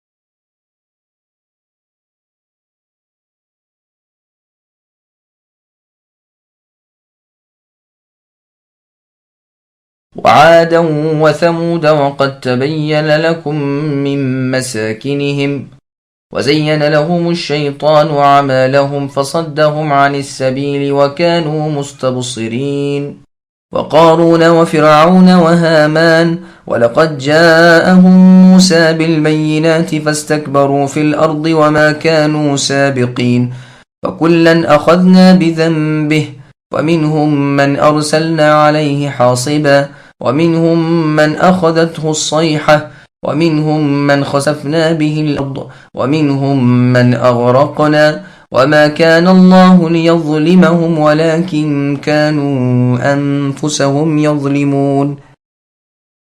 اور ہم نے عادیوں اور ثمودیوں کو بھی غارت کیا جن کے بعض مکانات تمہارے سامنے ظاہر ہیں، شیطان نے انہیں ان کی بدعمالیاں آراستہ کر دکھائی تھیں اور انہیں راہ سے روک دیا تھا، باوجود یہ کہ یہ آنکھوں والے اور ہوشیار تھے۔ اور قارون اور فرعون اور حامان کو بھی، ان کے پاس موسیٰ علیہ السلام کھلے کھلے معجزے لے کر آئے تھے، پھر بھی انہوں نے زمین میں تکبر کیا، لیکن ہم سے آگے بڑھنے والے نہ ہو سکے۔ پھر تو ہر ایک کو ہم نے اس کے گناہ کے وبال میں گرفتار کر لیا۔ ان میں سے بعض پر ہم نے پتھروں کا میہ برسایا، اور ان میں سے بعض کو زوردار سخت آواز نے دبوچ لیا، اور ان میں سے بعض کو ہم نے زمین میں دھسا دیا، اور ان میں سے بعض کو ہم نے ڈبو دیا۔ اللہ تعالیٰ ایسے نہ تھے کہ ان پر ظلم کرے، بلکہ یہی لوگ اپنی جانوں پر ظلم کیا کرتے تھے۔ سامعین، اب ان آیتوں کی تفسیر سماعت کیجیے۔ قوم عاد اور ثمود بھی فنا کے گھاٹ میں۔ قوم عاد ہود علیہ السلام کی قوم تھے، احقاف میں رہتے تھے جو یمن کے شہروں میں حضرموت کے قریب ہے۔ ثمودی صالح علیہ السلام کی قوم کے لوگ تھے، یہ حجر میں بستے تھے جو وادی القرا کے قریب ہے۔ اہل عرب کے راستے میں ان کی بستی آتی تھی جسے یہ بخوبی جانتے تھے۔ قارون ایک دولت مند شخص تھا جس کے بھرپور خزانوں کی کنجیاں ایک جماعت کی جماعت اٹھاتی تھی۔ فرعون مصر کا بادشاہ تھا اور حامان اس کا وزیر اعظم تھا۔ اسی کے زمانے میں موسیٰ علیہ السلام اللہ تعالیٰ سے گفتگو کرنے والے نبی تھے، وہ فرعون اور حامان اور اس کی قوم کی طرف بھیجے گئے تھے۔ یہ دونوں قبطی کافر تھے، یعنی فرعون اور حامان۔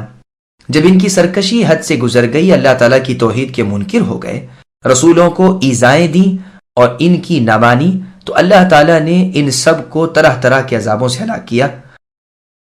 قوم عاد پر ہوائیں بھیجیں، انہیں اپنی قوت و طاقت کا بڑا گھمنڈ تھا، کسی کو اپنے مقابلے کا نہ جانتے تھے۔ ان پر ہوا بھیجی جو بڑی تیز و تند تھی، جو ان پر زمین کے پتھر اڑا اڑا کر برسانے لگی، بالآخر زور پکڑتے پکڑتے یہاں تک بڑھ گئی کہ انہیں اچک لے جاتی اور آسمان کے قریب لے جا کر پھر گرا دیتی۔ سر کے بل گرتے اور سر الگ ہو جاتا، اور ایسے ہو جاتے جیسے کھجور کے درخت جن کے تنے الگ ہوں اور شاخیں جدا ہوں۔ قوم ثمود پر حجت الہی پوری ہوئی، دلائل دیے گئے، ان کی طلب کے موافق پتھر میں سے ان کے دیکھتے ہوئے اونٹنی نکلی، لیکن تاہم انہیں ایمان نصیب نہ ہوا، بلکہ طغیانی سرکشی میں بڑھتے رہے۔ اللہ تعالیٰ کے نبی صالح علیہ السلام کو دھمکانے اور ڈرانے لگے، اور ایمانداروں سے بھی کہنے لگے کہ ہمارے شہر چھوڑ دو ورنہ ہم تمہیں سنگسار کر دیں گے۔ انہیں ایک چیخ سے پارا پارا کر دیا، دل دہل گئے، کلیجے اڑ گئے اور سب کی روحیں جسموں سے نکل گئیں۔ قارون نے سرکشی اور تکبر کیا، طغیانی اور بڑائی کی، رب اعلیٰ اللہ تعالیٰ کی نافرمانی کی، زمین میں فساد مچا دیا، اکڑ اکڑ کر چلنے لگا، اپنے ڈنٹر بل دیکھنے لگا، اترانے لگا اور پھولنے لگا۔ بس اللہ تعالیٰ نے اسے ماں اس کے محلات کے زمین دوز کر دیا جو آج تک دھستا چلا جا رہا ہے۔ فرعون، حامان اور ان کے لشکروں کو صبح ہی صبح ایک ہی گھڑی میں دریاباد کر دیا، ان میں سے ایک بھی نہ بچا جو ان کا نام تو کبھی لیتا۔ اللہ تعالیٰ نے یہ جو کچھ کیا کچھ ان پر ظلم نہ تھا بلکہ ان کے ظلم کا بدلہ تھا، ان کے کرتوت کا پھل تھا، ان کی کرنی کی بھرنی تھی۔ یہ بیان یہاں بطور لف و نشر کے ہے۔ اولاً جھٹلانے والی امتوں کا ذکر ہوا، پھر ان میں سے ہر ایک کو عذابوں سے ہلاک کرنے کا۔ کسی نے کہا ہے کہ سب سے پہلے جن پر پتھروں کا مینا برسانے کا ذکر ہے ان سے مراد لوطی ہیں، یعنی لوط علیہ السلام کی قوم والے، اور غرق کی جانے والی قوم نوح ہے، لیکن یہ قول ٹھیک نہیں۔ ابن عباس رضی اللہ عنہما سے یہ مروی تو ہے لیکن سند میں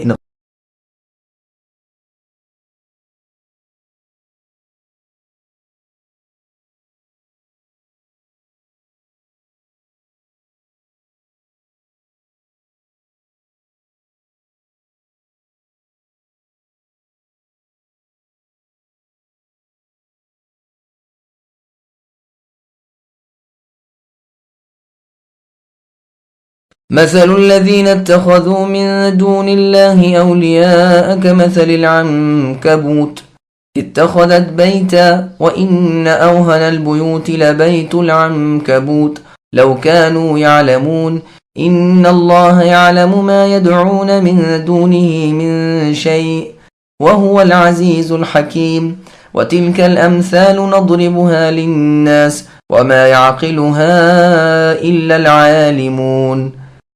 جن لوگوں نے اللہ تعالیٰ کے سوا اور کارساز مقرر کر رکھے ہیں ان کی مثال مکڑی کی سی ہے کہ وہ بھی ایک گھر بنا لیتی ہے یعنی جالا، حالانکہ تمام گھروں سے زیادہ بودا گھر مکڑی کا گھر ہی ہے یعنی جالا، کاش کہ وہ جان لیتے۔ اللہ تعالیٰ ان تمام چیزوں کو جانتے ہیں جنہیں وہ اللہ کے سوا پکار رہے ہیں، وہ اللہ تعالیٰ زبردست اور ذی حکمت ہے۔ ہم ان مثالوں کو لوگوں کے لیے بیان فرما رہے ہیں، انہیں صرف علم والے ہی جانتے ہیں۔ سامعین، اب ان آیتوں کی تفصیل سماعت کیجیے۔ حقیقت شرک پر ایک عمدہ مثال، جو لوگ اللہ رب العالمین کے سوا اوروں کی پرستش اور پوجا پاٹ کرتے ہیں، ان کی کمزوری اور بے علمی کا بیان ہو رہا ہے۔ یہ ان سے مدد، روزی اور سختی میں کام آنے کے امیدوار رہتے ہیں۔ ان کی مثال ایسی ہے جیسے کوئی مکڑی کے جالے میں بارش اور دھوپ اور سردی سے پناہ چاہے۔ اگر ان میں علم ہوتا تو یہ خالق یعنی اللہ تعالیٰ کو چھوڑ کر مخلوق سے یعنی پیرانے پیر، بزرگوں، ولیوں، نبیوں، فرشتوں، جن، شیاطین، بتوں، درگاہوں سے امیدیں وابستہ نہ کرتے۔ بس ان کا حال ایمانداروں کے حال کے بالکل برعکس ہے۔ وہ ایک مضبوط کڑے کو تھامے ہوئے ہیں اور یہ لوگ مکڑی کے جالے میں اپنا سر چھپائے ہوئے ہیں۔ مومن کا دل اللہ تعالیٰ کی طرف، اس کا جسم اعمال صالحہ کی طرف مشغول ہے، اور اس کافر و مشرک شخص کا دل مخلوق کی طرف اور جسم اس کی پرستش کی طرف جھکا ہوا ہے۔ پھر اللہ تعالیٰ مشرکوں کو ڈرا رہے ہیں کہ وہ ان سے، ان کے شرک سے اور ان کے جھوٹے معبودوں سے خوب آگاہ ہے۔ انہیں ان کی شرارت کا وہ مزہ چکھائیں گے کہ یہ یاد کریں۔ انہیں ڈھیل دینے میں بھی اللہ کی مصلحت و حکمت ہے، نہ یہ کہ اللہ تعالیٰ علیم ان سے بے خبر ہو۔ ہم نے تو مثالوں سے بھی مسائل سمجھا دیے، لیکن ان کے سوچنے سمجھنے کا مادہ، ان میں غور و فکر کرنے کی توفیق صرف باعمل علماء کو ہوتی ہے جو اپنے علم میں پورے ہیں۔ اس آیت سے ثابت ہوا کہ اللہ تعالیٰ کی بیان کردہ مثالوں کو سمجھ لینا سچے علم کی دلیل ہے۔ عامر بن مرہ رضی اللہ عنہ فرماتے ہیں کہ کلام اللہ یعنی قرآن مجید کی جو آیت میری تلاوت میں آئے اور اس کا تفصیلی معنی مطلب میری سمجھ میں نہ آئے تو میرا دل دکھتا ہے، مجھے سخت تکلیف ہوتی ہے، اور میں ڈرنے لگتا ہوں کہ کہیں اللہ تعالیٰ کے نزدیک میری گنتی جاہلوں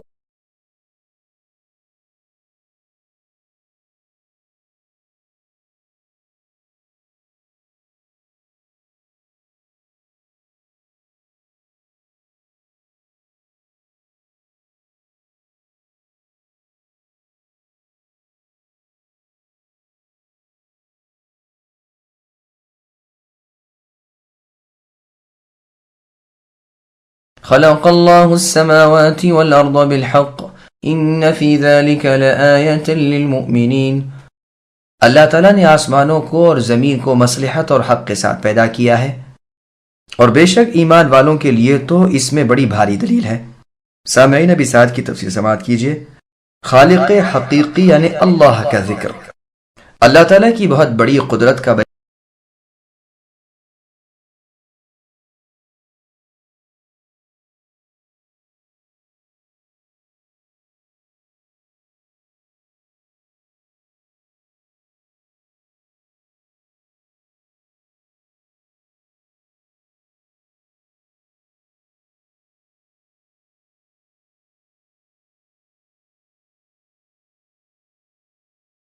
اتل ما اوحي اليك من الكتاب واقم الصلاه ان الصلاه تنهى عن الفحشاء والمنكر ولذكر الله اكبر والله يعلم ما تصنعون۔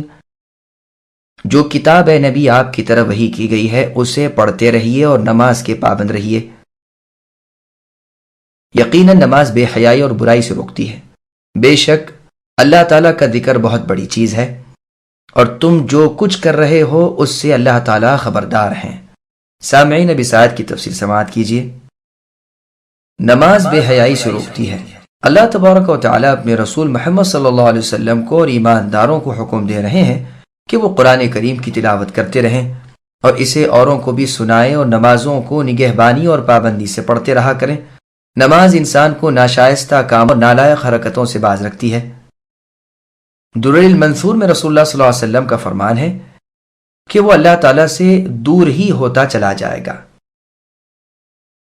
عبداللہ ابن عباس رضی اللہ عنہما سے ایک موقوف روایت میں مروی ہے کہ جو نمازی بھلے کاموں والا اور برے کاموں سے بچنے والا نہ ہو، سمجھ لو کہ اس کی نماز اسے اللہ تعالیٰ سے اور دور کرتی جا رہی ہے۔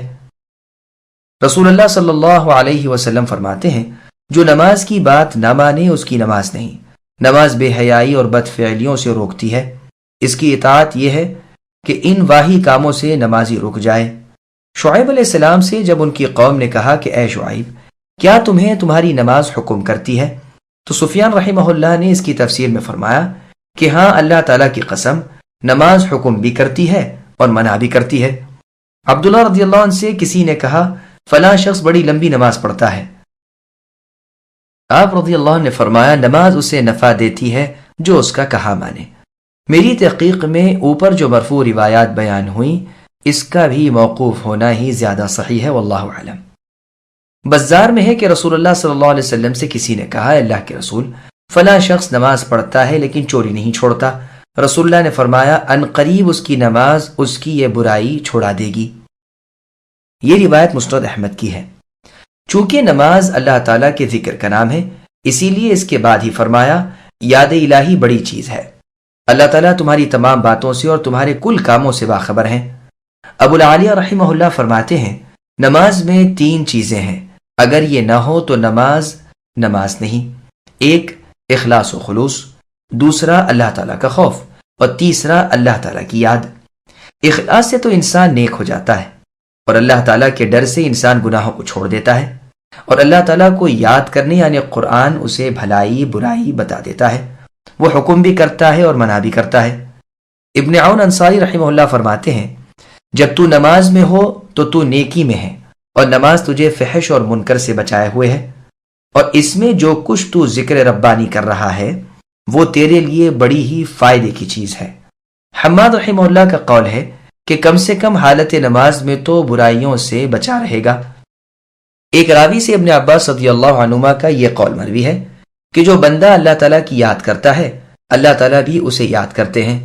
اس نے کہا ہمارے ہاں جو صاحب ہیں وہ تو کہتے ہیں کہ مطلب اس کا یہ ہے کہ جب اللہ تعالیٰ کا ذکر کرو گے تو اللہ تعالیٰ تمہاری یاد کریں گے، اور یہ بہت بڑی چیز ہے۔ اللہ تعالیٰ کا فرمان ہے، اس نے سورہ بقرہ کی آیت نمبر 152 پڑھی، فَاذْكُرُونِي أَذْكُرْكُمْ، کہ تم اے بندو میری یاد کرو میں تمہاری یاد کروں گا۔ اسے سن کر ابن عباس رضی اللہ عنہما نے فرمایا اس نے سچ کہا، یعنی دونوں مطلب درست ہیں، یہ بھی اور وہ بھی۔ اور خود ابن عباس رضی اللہ عنہما سے بھی یہ تفسیر مروی ہے۔ عبداللہ بن ربیعہ رحمہ اللہ سے ایک مرتبہ عبداللہ بن عباس رضی اللہ عنہما نے دریافت فرمایا کہ اس جملے کا مطلب جانتے ہو؟ انہوں نے کہا ہاں، اس سے مراد نماز میں سبحان اللہ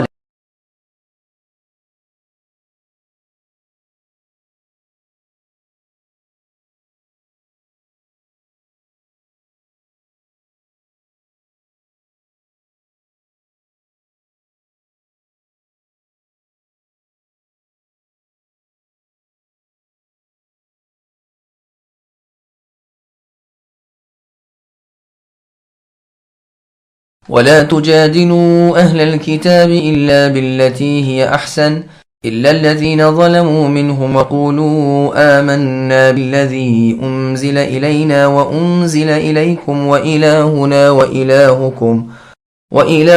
وإلهكم واحد ونحن له مسلمون. اور اہل کتاب کے ساتھ بہت مہذب طریقے سے مناظرہ کرو، مگر ان کے ساتھ جو ان میں سے بے انصاف ہیں، اور صاف اعلان کر دیا کرو کہ ہمارا تو اس کتاب پر بھی ایمان ہے جو ہم پر اتاری گئی ہے، اور اس پر بھی جو تم پر نازل فرمائی گئی ہے. ہمارے تمہارے ہم دونوں کے معبود ایک ہی ہیں، یعنی اللہ تعالی. ہم سب اللہ ہی کے حکم بردار ہیں. سامعین، اب اس آیت کی تفسیر سماعت کیجیے. اہل کتاب یہود و نصارہ سے مناظرے کے اصول. قتادہ رحمہ اللہ وغیرہ تو فرماتے ہیں کہ یہ آیت جہاد کے حکم کی آیت کے ساتھ منسوخ ہے. اب تو یہی ہے کہ یا تو اسلام قبول کریں، یا جزیہ ادا کریں، یا لڑائی لڑیں. لیکن اور بزرگ مفسرین کا قول ہے کہ یہ حکم باقی ہے. جو یہودی یا نصرانی دینی امور کو سمجھنا چاہے اسے مہذب طریقے پر سلجھے ہوئے پیرائے سے سمجھا دینا چاہیے. کیا عجب کہ وہ راہ راست اختیار کر لے. جیسے سورہ نحل کی آیت نمبر 125 میں اللہ نے فرمایا ادعو الی سبیل ربک بالحکمت والموعظۃ الحسنہ، کہ اے نبی اپنے تعالیٰ کی راہ کی دعوت حکمت اور بہترین نصیحت کے ساتھ لوگوں کو دیجیے. موسیٰ اور ہارون علیہ السلام کو جب فرعون کی طرف بھیجا جاتا ہے تو اللہ تعالیٰ فرماتے ہیں، جس کا ذکر سورہ طٰہٰ کی آیت نمبر 44 میں ہے، فَقُولَ لَهُ قَوْلًا لَيِّنًا لَعَلَّهُ يَتَذَكَّرُ أَوْ يَخْشَىٰ، یعنی اس سے، یعنی فرعون سے نرمی سے گفتگو کرنا. کیا عجب کہ وہ نصیحت قبول کر لے اور اس کا دل پگھل جائے. یہی قول امام ابن جریر رحمہ اللہ کا پسندیدہ ہے، اور ابن زید رحمہ اللہ سے بھی یہی مروی ہے. ہاں، ان میں سے جو ظلم پر اڑ جائیں اور ضد اور تعصب برتیں، حق قبول کرنے سے انکار کر دیں، تو پھر مناظرے مباحثے بے سود ہیں. پھر تو جدال و قتال کا حکم ہے، جیسے اللہ تعالیٰ نے سورہ حدید کی آیت نمبر 25 میں فرمایا لقد ارسلنا رسولنا بالبینات الآیہ، یعنی ہم نے رسولوں کو واضح دلیلوں کے ساتھ بھیجا اور ان کے ہمراہ کتاب و میزان نازل فرمائی تاکہ لوگوں میں عدل و انصاف کا قیام ہو سکے. اور ہم نے لوہا بھی نازل فرمایا ہے جس میں سخت لڑائی ہے. بس حکم الہی یہ ہے کہ بھلائی سے اور نرمی سے جو نہ مانے اس پر بھی سختی کی جائے، جو لڑے اس سے لڑا جائے. ہاں، یہ اور بات ہے کہ ماتحتی میں رہ کر جزیہ ادا کرے. پھر آگے اللہ فرماتے ہیں کہ جس کے کھرے کھوٹے ہونے کا تمہیں یقینی علم نہ ہو تو اس کی تکذیب کی طرف قدم نہ بڑھاؤ اور نہ بے تعمل تصدیق کر دیا کرو. ممکن ہے کسی امر حق کو تم جھٹلا دو، اور ممکن ہے کسی باطل کی تصدیق کر بیٹھو. پس شرطیہ تصدیق کرو، یعنی کہہ دو کہ ہمارے اللہ تعالیٰ کی ہر بات پر ایمان ہے. اگر تمہاری پیش کردہ چیز اللہ کی نازل کردہ ہے تو ہم اسے تسلیم کرتے ہیں، اور اگر تم نے تبدیل و تحریف کر دی ہے تو ہم اسے نہیں مانتے. صحیح بخاری میں ہے کہ اہل کتاب تورات کو عبرانی زبان میں پڑھتے اور ہمارے سامنے عربی میں اس کا ترجمہ کرتے. اس پر رسول اللہ صلی اللہ علیہ وسلم نے فرمایا نہ تم انہیں سچا کہو نہ جھوٹا، بلکہ تم آمنا بالذی سے آخر آیت تک پڑھ دیا کرو. یہاں یہ بھی خیال رہے کہ ان اہل کتاب کی اکثر و بیشتر باتیں تو غلط اور جھوٹی ہوتی ہیں. عموماً بہتان اور افطرا ہوتا ہے. ان میں تحریف و تبدل، تغیر و تأویل رواج پا چکی ہے، اور صداقت ایسی رہ گئی ہے کہ گویا کچھ بھی نہیں. پھر ایک بات اور بھی ہے کہ بالفرض سچ بھی ہو تو ہمیں کیا فائدہ. ہمارے پاس تو اللہ تعالیٰ کی تازہ جدید اور کامل کتاب قرآن مجید ہے.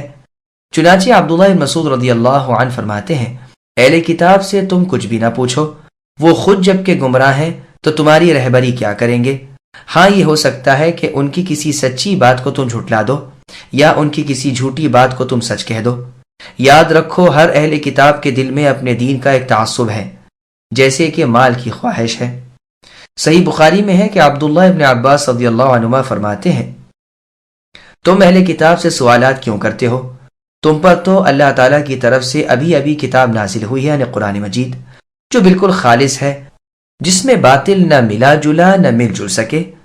تم سے تو خود رب تعالیٰ نے فرما دیا کہ اہل کتاب نے اللہ تعالیٰ کے دین کو بدل ڈالا، اللہ تعالیٰ کی کتاب میں تغیر کر دیا، اور اپنے ہاتھوں کی لکھی ہوئی کتابوں کو اللہ تعالیٰ کی کتاب کہنے لگے اور دنیاوی نفع حاصل کرنے لگے. کیونکہ بھلا تمہارے پاس جو علم الہی ہے کیا وہ تمہیں کافی نہیں کہ تم ان سے دریافت کرو؟ دیکھو تو کس قدر ستم ہے کہ ان میں سے تو ایک بھی تم سے کبھی کچھ نہ پوچھے اور تم ان سے دریافت کرتے پھرو۔ صحیح بخاری میں ہے کہ ایک مرتبہ امیر معاویہ رضی اللہ عنہ نے مدینہ منورہ میں قریش کی ایک جماعت کے سامنے فرمایا کہ دیکھو ان تمام اہل کتاب میں اور ان کی باتیں بیان کرنے والوں میں سب سے اچھے اور سچے کعب الاحبار رحمہ اللہ ہے، لیکن باوجود اس کے بھی ان کی باتوں میں بھی ہم کبھی کبھی جھوٹ پاتے ہیں۔ اس کا یہ مطلب نہیں کہ وہ عمدن جان بوجھ کر جھوٹ بولتے ہیں، بلکہ جن کتابوں پر انہیں اعتماد ہے وہ خود گیلی سوکھی سب جمع کر لیتے ہیں۔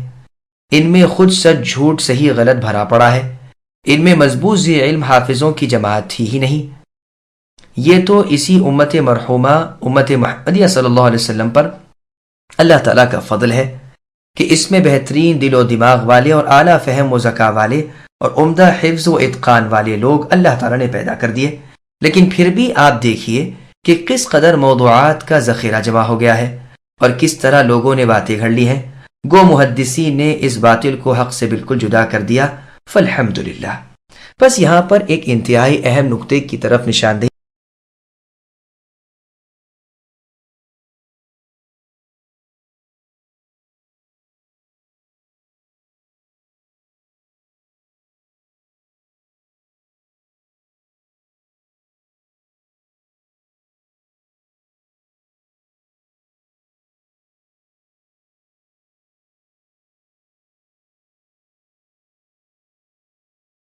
وكذلك أنزلنا إليك الكتاب فالذين آتيناهم الكتاب يؤمنون به ومن هؤلاء من يؤمن به وما يجحد بآياتنا إلا الكافرون وما كنت تتلو من قبله من كتاب ولا تخطه بيمينك إذا لارتاب المبطلون بل هو آيات بينات في صدور الذين أوتوا العلم وما يجحد بآياتنا إلا الظالمون۔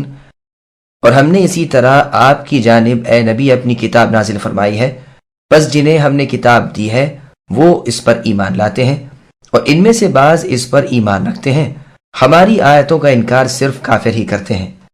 اس سے پہلے آپ اے نبی کوئی کتاب نہ پڑھتے تھے اور نہ کسی کتاب کو اپنے ہاتھ سے لکھتے تھے کہ یہ باطل پرست لوگ شک و شبے میں پڑتے، بلکہ یہ قرآن تو روشن آیتیں ہیں جو اہل علم کے سینوں میں محفوظ ہیں۔ ہماری آیتوں کا منکر بجز ستمگاروں کے اور کوئی نہیں۔ سامعین، اب ان آیتوں کی تفسیر سماعت کیجیے۔ کیا رسول اللہ صلی اللہ علیہ وسلم لکھنا پڑھنا جانتے تھے؟ فرمان ہے کہ جیسے ہم نے اگلے انبیاء پر اپنی کتابیں نازل فرمائی تھیں، اسی طرح یہ کتاب یعنی قرآن مجید ہم نے اے ہمارے آخر رسول محمد صلی اللہ علیہ وسلم آپ پر نازل فرمایا ہے۔ بس اہل کتاب میں سے جن لوگوں نے ہماری کتاب کی قدر کی اور اس کی تلاوت کا حق ادا کیا، وہ جہاں اپنی کتابوں پر ایمان لائے، اس پر یعنی قرآن مجید کو بھی مانتے ہیں جو پاکیزہ تر ہے، جیسے عبداللہ بن سلام رضی اللہ عنہ اور جیسے سلمان فارسی رضی اللہ عنہ وغیرہ، اور ان لوگوں یعنی قریش وغیرہ میں سے بھی بعض لوگ اس پر ایمان لاتے ہیں۔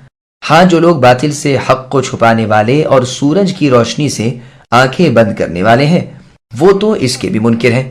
پھر آگے اللہ فرماتے ہیں، اے نبی صلی اللہ علیہ وسلم، آپ ان میں مدت العمر تک رہ چکے ہوں، اس قرآن کے نازل ہونے سے پہلے اپنی عمر کا ایک بڑا حصہ ان میں گزار چکے ہیں۔ انہیں خوب معلوم ہے کہ آپ پڑھے لکھے نہیں، ساری قوم اور سارا ملک بخوبی علم رکھتا ہے کہ آپ محض امی ہیں، نہ لکھنا جانتے ہیں نہ پڑھنا۔ پھر آج جو آپ ایک انوکھی فصیح و بلیغ اور پر از حکمت کتاب پڑھتے ہیں، ظاہر ہے کہ وہ اللہ تعالیٰ کی طرف سے ہے۔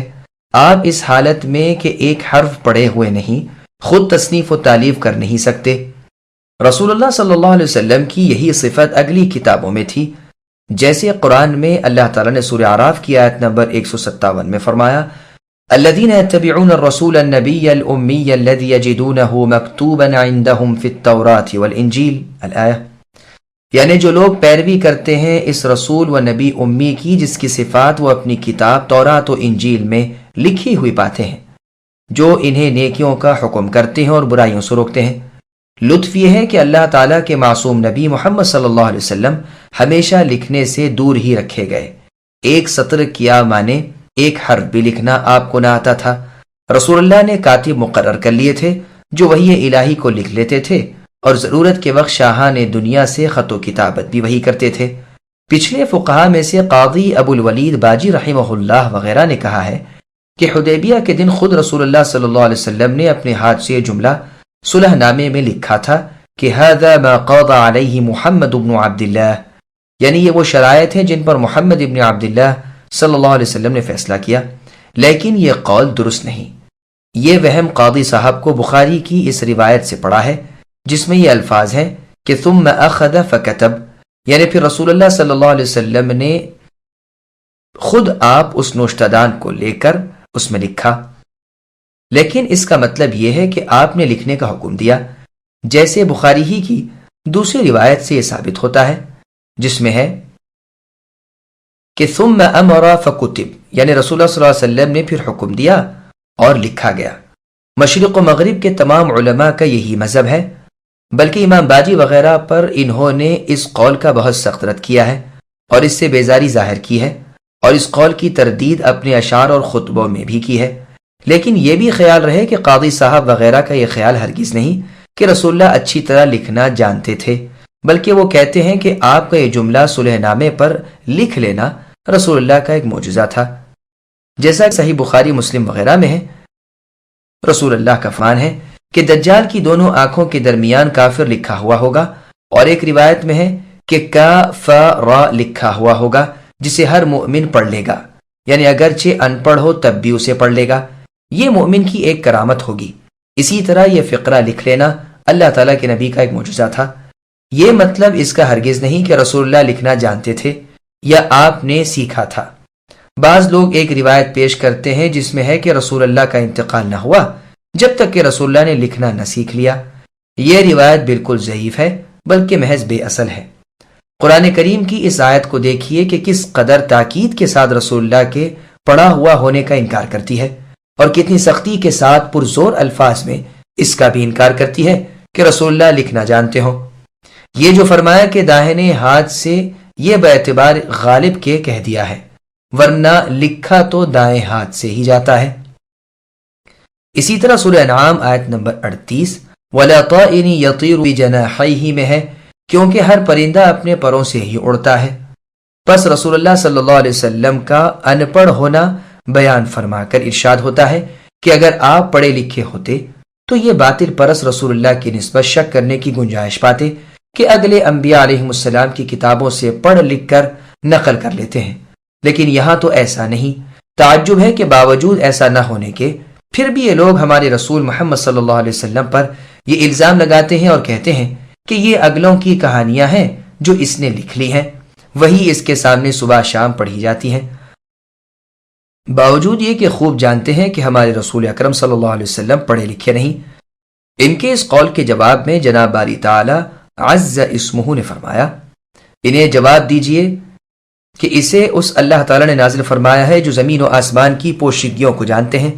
یہاں فرمایا بلکہ یہ روشن آیتیں ہیں جو اہل علم کے سینوں میں ہیں۔ خود آیات واضح، صاف اور سلجھے ہوئے الفاظ میں ہیں، پھر علماء پر ان کا سمجھنا، یاد کرنا، پہچاننا سب آسان، جیسے اللہ نے سورہ قمر کی آیت نمبر 10 میں فرمایا وَلَقَدْ يَسَّرْنَا الْقُرْآنَ لِلذِّكْرِ فَهَلْ مِن مُدَّكِرٍ، یعنی ہم نے اس قرآن کو نصیحت کے لیے بالکل آسان کر دیا ہے، بس کیا کوئی ہے جو اس سے نصیحت حاصل کرے؟ صحیح بخاری اور مسلم میں ہے، رسول اللہ صلی اللہ علیہ وسلم نے فرمایا ہر نبی کو ایسی چیز دی گئی جس کے باعث لوگ ان پر ایمان لائے، مجھے ایسی چیز وہی رب تعالیٰ دی گئی ہے جو اللہ تعالیٰ نے میری طرف نازل فرمائی ہے، تو مجھے ذات ربانی سے امید ہے کہ تمام نبیوں کے تابع داروں سے زیادہ میرے تابع دار ہوں گے۔ صحیح مسلم کی حدیث میں فرمانے والی تعالیٰ ہے کہ اے نبی صلی اللہ علیہ وسلم، میں آپ کو آزماؤں گا اور آپ کی وجہ سے لوگوں کی بھی آزمائش کر لوں گا۔ میں آپ پر ایسی کتاب نازل فرماؤں گا جسے پانی دھو نہیں سکے، آپ اسے سوتے جاگتے پڑھتے رہیں گے۔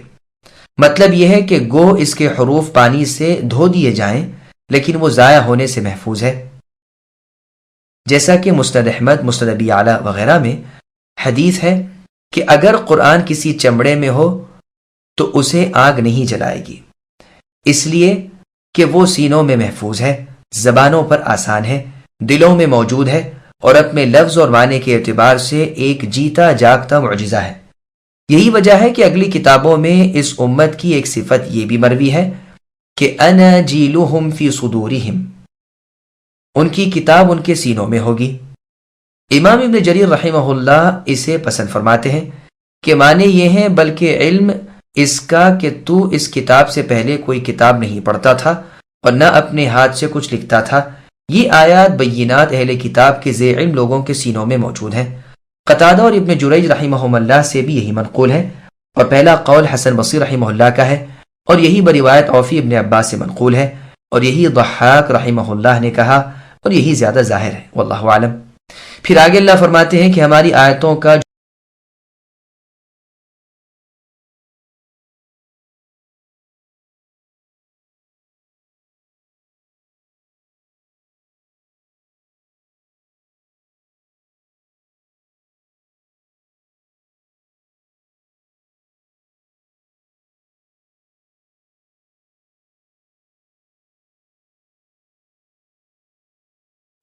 وقالوا لولا أنزل عليه آيات من ربه قل إنما الآيات عند الله وإنما أنا نذير مبين أولم يكفيهم أنا أنزلنا عليك الكتاب يتلى عليهم إن في ذلك لرحمة وذكرى لقوم يؤمنون قل كفى بالله بيني وبينكم شهيدا يعلم ما في السماوات والأرض والذين آمنوا بالباطل وكفروا بالله أولئك هم الخاسرون۔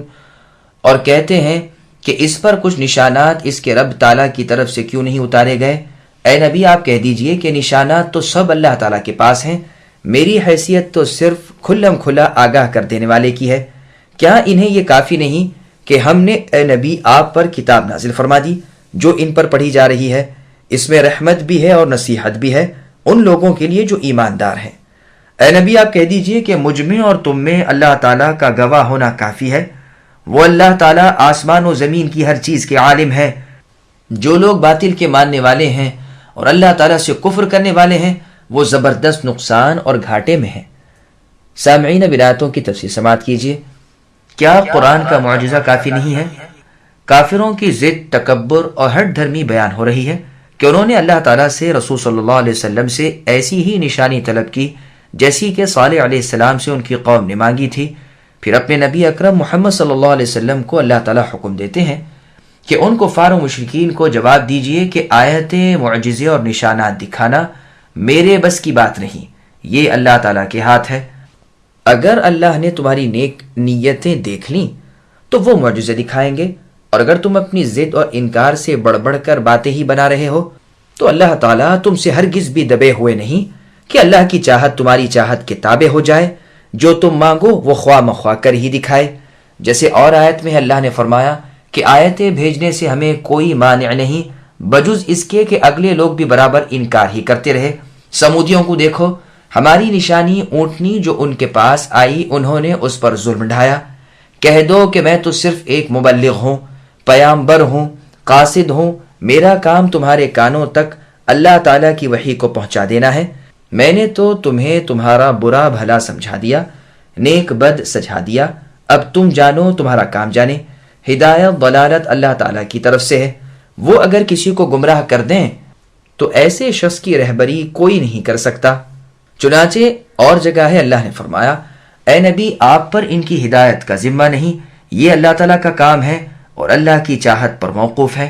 بھلا اس فضول گوئی کو دیکھو کہ کتاب عزیز ان کفار و مشرکین کے پاس آ چکی جس کے کسی طرف سے باطل اس کے پاس بھی نہیں بھٹک سکتا، اور انہیں اب تک نشان کی طلب ہے، حالانکہ یہ تو تمام معجزات سے بڑھ کر معجزہ ہے۔ تمام دنیا کے فصیح و بلیغ اس کے معارضے سے اور اس جیسا کلام پیش کرنے سے عاجز آ گئے۔ پورے قرآن کا تو معارضہ کیا کرتے، 10 صورتوں کا بلکہ ایک صورت کا معارضہ بھی باوجود چیلنج کے نہ کر سکے، تو کیا اتنا بڑا اور بھاری معجزہ انہیں کافی نہیں جو اور معجزہ طلب کرنے بیٹھے ہیں؟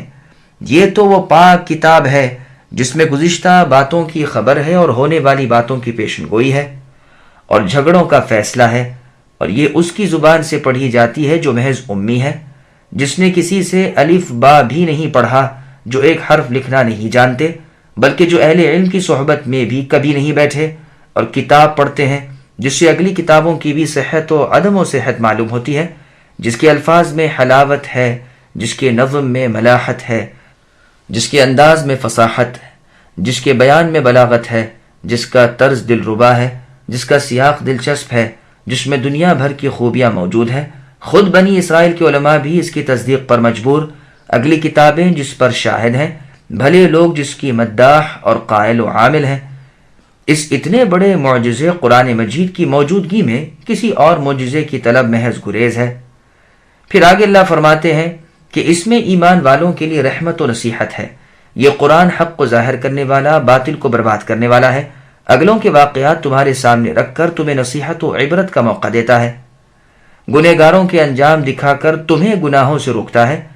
کہہ دو کہ مجھ میں اور تم میں اللہ تعالیٰ گواہ ہیں، اور اللہ کی گواہی کافی ہے۔ وہ تمہاری تکذیب و سرکشی کو اور میری سچائی اور خیر خواہی کو بخوبی جانتے ہیں۔ اگر میں اللہ پر جھوٹ باندھتا تو اللہ تعالیٰ ضرور مجھ سے انتقام لے لیتے۔ وہ ایسے لوگوں کو بے انتقام نہیں چھوڑتے، جیسے خود اللہ کا فرمان ہے کہ اے لوگو، اگر یہ رسول محمد صلی اللہ علیہ وسلم مجھ پر ایک بات بھی گھڑ لیتے تو میں ان کا داہنا ہاتھ پکڑ کر ان کی رگیں جان کاٹ دیتا، اور کوئی نہ ہوتا جو انہیں میرے ہاتھ سے چھڑا سکے۔ چونکہ نبی صلی اللہ علیہ وسلم سے کہلوایا جا رہا ہے کہ میری سچائی ان پر روشن ہے، اور میں اللہ ہی کا بھیجا ہوا ہوں، اور اللہ کا نام لے کر اللہ ہی کی کہی ہوئی باتیں ان سے کہتا ہوں، اس لیے وہ اللہ تعالیٰ میری تائید کرتے ہیں اور مجھے روز بروز غلبہ دیتے جاتے ہیں، اور مجھ سے معجزات پر معجزات ظاہر کراتے جاتے ہیں۔ وہ زمین و آسمان کے غیب کے جاننے والے ہیں، اللہ پر ایک ذرہ بھی پوشیدہ نہیں۔ باطل کو ماننے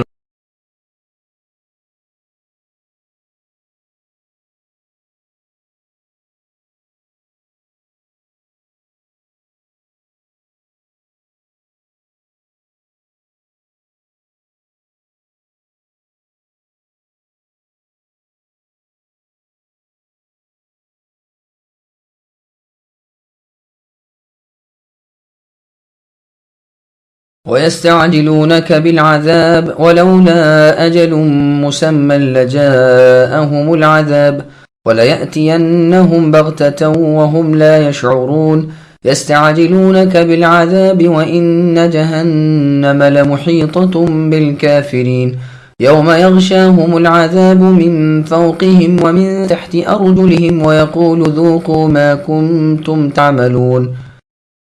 اور یہ کافر لوگ اے نبی آپ سے عذاب کی جلدی کر رہے ہیں، اگر میری طرف سے مقرر کیا ہوا وقت نہ ہوتا تو ابھی تک ان کے پاس عذاب آ چکتا۔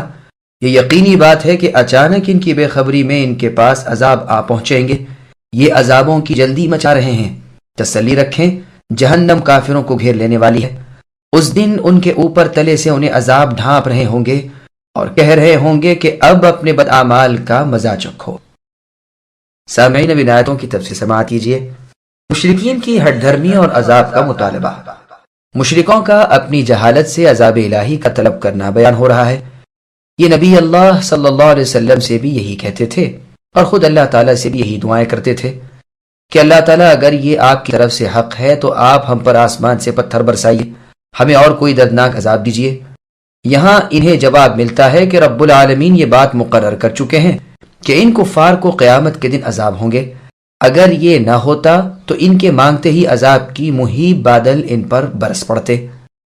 اب بھی یقین مانیں کہ یہ عذاب آئیں گے اور ضرور آئیں گے، بلکہ ان کی بے خبری میں اچانک اور ایک با ایک آ پڑیں گے۔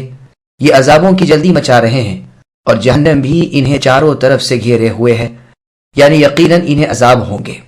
ابن عباس رضی اللہ عنہما سے منقول ہے کہ وہ جہنم یہی بحر اخضر ہے، ستارے اسی میں جھڑیں گے اور سورج چاند اسی میں بے نور کر کے ڈال دیے جائیں گے، اور یہ بھڑک اٹھے گا اور جہنم بن جائے گا۔ پھر آگے اللہ فرماتے ہیں کہ اس دن انہیں نیچے اوپر سے آگ ڈھانک لے گی، جیسے اللہ تعالیٰ نے سورہ اعراف کی آیت نمبر 41 میں فرمایا، لَهُم مِّن جَهَنَّمَ مِهَادٌ وَمِن فَوْقِهِمْ غَوَاشٍ، ان کے لیے جہنم ہی اوڑھنا بچھونا ہے۔ اور سورہ زمر کی آیت نمبر 16 میں فرمایا، لَهُم مِّن فَوْقِهِمْ ظُلَلٌ مِّنَ النَّارِ وَمِن تَحْتِهِمْ ظُلَلٌ، یعنی ان کے اوپر نیچے سے آگ ہی کا فرش اور سائبان ہوگا۔ اور سورہ انبیاء کی آیت نمبر 39 میں فرمایا لو يعلم الذين كفروا حين لا يكفون عن وجوههم النار ولا عن ظهورهم، یعنی کاش کے کافر اس وقت کو جان لیں جبکہ نہ اپنے آگے سے آنکھ کو ہٹا سکیں گے نہ پیچھے سے۔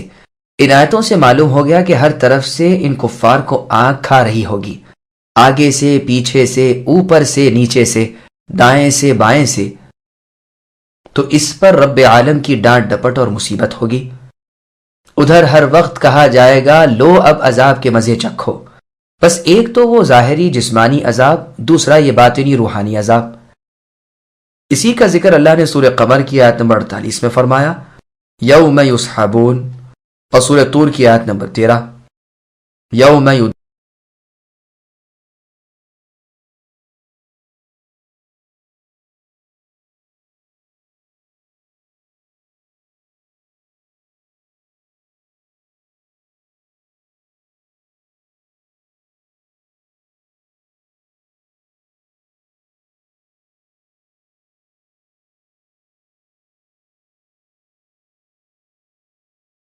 يا عبادي الذين آمنوا إن أرضي واسعة فإياي فاعبدون كل نفس ذائقة الموت ثم إلينا ترجعون والذين آمنوا وعملوا الصالحات لنبوئنهم من الجنة غرفا تجري من تحتها الأنهار خالدين فيها نعم أجر العاملين الذين صبروا وعلى ربهم يتوكلون وكأي من دابة لا تحمل رزقها الله يرزقها وإياكم وهو السميع العليم۔ اے میرے ایماندار بندو، میری زمین بہت کشادہ ہے، سو تم میری ہی عبادت کرتے رہو۔ ہر جاندار موت کا مزہ چکھنے والا ہے، اور تم سب ہماری ہی طرف لوٹائے جاؤ گے۔ جو لوگ ایمان لائے اور نیک کام کیے انہیں ہم قطعاً جنت کے ان بلند بالا خانوں میں جگہ دیں گے جن کے نیچے چشمے بہہ رہے ہیں، جہاں وہ ہمیشہ رہیں گے۔ کام کرنے والوں کا کیا ہی اچھا اجر ہے جنہوں نے صبر کیا اور اپنے رب تعالیٰ پر بھروسہ رکھتے ہیں۔ بہت سے جانور ہیں جو اپنی روزی اٹھائے نہیں پھرتے، ان سب کو اور تمہیں بھی اللہ تعالیٰ ہی روزی دیتے ہیں، اور اللہ تعالیٰ بڑے ہی سننے والے اور علم والے ہیں۔ سامعین، اب ان آیتوں کی تفسیر سماعت کیجیے۔ موت قریب ہے، آخرت کی تیاری کرو۔ اللہ تبارک و تعالی اس آیت میں ایمان والوں کو ہجرت کا حکم دیتے ہیں کہ جہاں وہ دین کو قائم نہ رکھ سکتے ہوں وہاں سے اس جگہ چلے جائیں جہاں ان کے دین میں انہیں آزادی رہے۔ اللہ تعالیٰ کی زمین بہت کشادہ ہے، جہاں وہ فرمان الہی کے ماتحت اللہ تعالیٰ کی عبادت و توحید بجا لا سکیں وہاں چلے جائیں۔ چنانچہ صحابہ کرام رضی اللہ عنہم پر جبکہ مکے کی رہائش مشکل ہو گئی تو وہ ہجرت کر کے حبشہ چلے گئے تاکہ امن و امان کے ساتھ اللہ تعالیٰ کے دین پر قیام کر سکیں۔ وہاں کے سمجھدار دیندار بادشاہ اصحمہ نجاشی رحمہ اللہ نے ان کی پوری تائید و نصرت کی، اور وہاں وہ بہت عزت اور خوشی سے رہے سہے۔ پھر اس کے بعد باجازت ربانی دوسرے صحابہ رضی اللہ عنہم نے اور خود رسول صلی اللہ علیہ وسلم نے مدینہ منورہ کی طرف ہجرت کی۔ بعد میں اللہ تعالیٰ فرماتے ہیں کہ تم میں سے ہر ایک مرنے والا اور میرے سامنے حاضر ہونے والا ہے، تم خواہ کہیں ہو موت کے پنجے سے نجات نہیں پا سکتے، بس تمہیں زندگی بھر اللہ تعالیٰ کی اطاعت میں اور اللہ کے راضی کرنے میں رہنا چاہیے تاکہ مرنے کے بعد اللہ تعالیٰ کے ہاں جا کر برائی میں نہ پھنسو۔ ایماندار نیک اعمال لوگوں کو اللہ تعالیٰ جنت عدن کی بلند و بالا منزلوں میں پہنچائیں گے جن کے نیچے قسم قسم کی نہریں بہہ رہی ہیں، کہیں صاف شفاف پانی کی، کہیں شراب طہور کی، کہیں شہد کی، کہیں دودھ کی۔ یہ چشمے خود بخود جہاں جنتی ہیں چاہیں بہنے لگیں گے۔ یہ وہاں ہمیشہ رہیں گے، نہ وہاں سے نکالے جائیں نہ ہٹائے جائیں، نہ وہ نعمتیں ختم ہو نہ ان میں گھاٹا آئے۔ مؤمنوں کے نیک اعمال پر جنتی بالا خانے انہیں مبارک ہوں جنہوں نے اپنے سچے دین پر صبر کیا اور اللہ تعالیٰ کی طرف ہجرت کی، اللہ کے دشمنوں کو ترک کیا، اپنے اقربا اور اپنے گھر والوں کو اللہ کی راہ میں چھوڑا، اللہ کی نعمتوں اور اللہ کی انعامات کی امید پر دنیا کے عیش و عشرت پر لات مار دی۔ ابن ابی حاتم میں ہے کہ رسول اللہ صلی اللہ علیہ وسلم فرماتے ہیں جنت میں ایسے بالا خانے ہیں جن کا ظاہر باطن سے نظر آتا ہے، اللہ تعالیٰ نے انہیں ان کے لیے بنایا ہے جو کھانا کھلائیں، خوش کلام نرم گو ہوں، روزے نماز کے پابند ہو، اور راتوں کو جب کہ لوگ سوئے ہوئے ہوں یہ نمازیں پڑھتے ہوں، اپنے کل احوال میں دینی ہو یا دنیاوی اپنے رب تعالیٰ پر کامل بھروسہ رکھتے ہوں۔ پھر آگے اللہ نے فرمایا کہ رزق کسی جگہ کے ساتھ مخصوص نہیں، بلکہ اللہ تعالیٰ کا تقسیم کیا ہوا رزق عام ہے اور ہر جگہ ہے، جو جہاں ہو اسے وہیں وہ پہنچ جاتا ہے۔ مہاجرین کے رزق میں ہجرت کے بعد اللہ تعالیٰ نے وہ برکتیں دیں کہ یہ دنیا کے کناروں کے مالک ہو گئے۔ تو فرمایا کہ بہت سے جانور ہیں جو نہ اپنے رزق کے جمع کرنے کی طاقت رکھتے ہیں، نہ اسے حاصل کرنے کی، نہ وہ کل کے لیے کوئی چیز اٹھا کر رکھتے ہیں۔ اللہ تعالیٰ کے ذمے ان کی روزیاں ہیں، پروردگار انہیں ان کے رزق پہنچا دیتے ہیں۔ تمہارا رزق بھی اے انسانوں اللہ ہی کے ذمے ہے، اور اس کو دینے والے بھی اللہ ہی ہیں۔ وہ کسی مخلوق کو کسی حالت میں کسی وقت نہیں بھولتے۔ چونٹیوں کو ان کے سوراخوں میں، پرندوں کو آسمان و زمین کی خلا میں، مچھلیوں کو پانی میں وہی رزق پہنچاتے ہیں، جیسے اللہ تعالیٰ نے سورہ ہود کی آیت نمبر 6 میں فرمایا وَمَا مِن دَابَّةٍ فِي الْأَرْضِ الآیہ، یعنی کوئی جانور روئے زمین پر ایسا نہیں کہ اس کی روزی اللہ تعالیٰ کے ذمہ نہ ہو۔ وہی ان کے ٹھہرنے اور رہنے سہنے کی جگہ کو بخوبی جانتے ہیں۔ یہ سب اللہ کی روشن کتاب میں موجود ہے۔ یہ مشہور ہے کہ کوے کے بچے جب نکلتے ہیں تو ان کے پر و بال سفید ہوتے ہیں۔ یہ دیکھ کر کوا ان سے نفرت کر کے بھاگ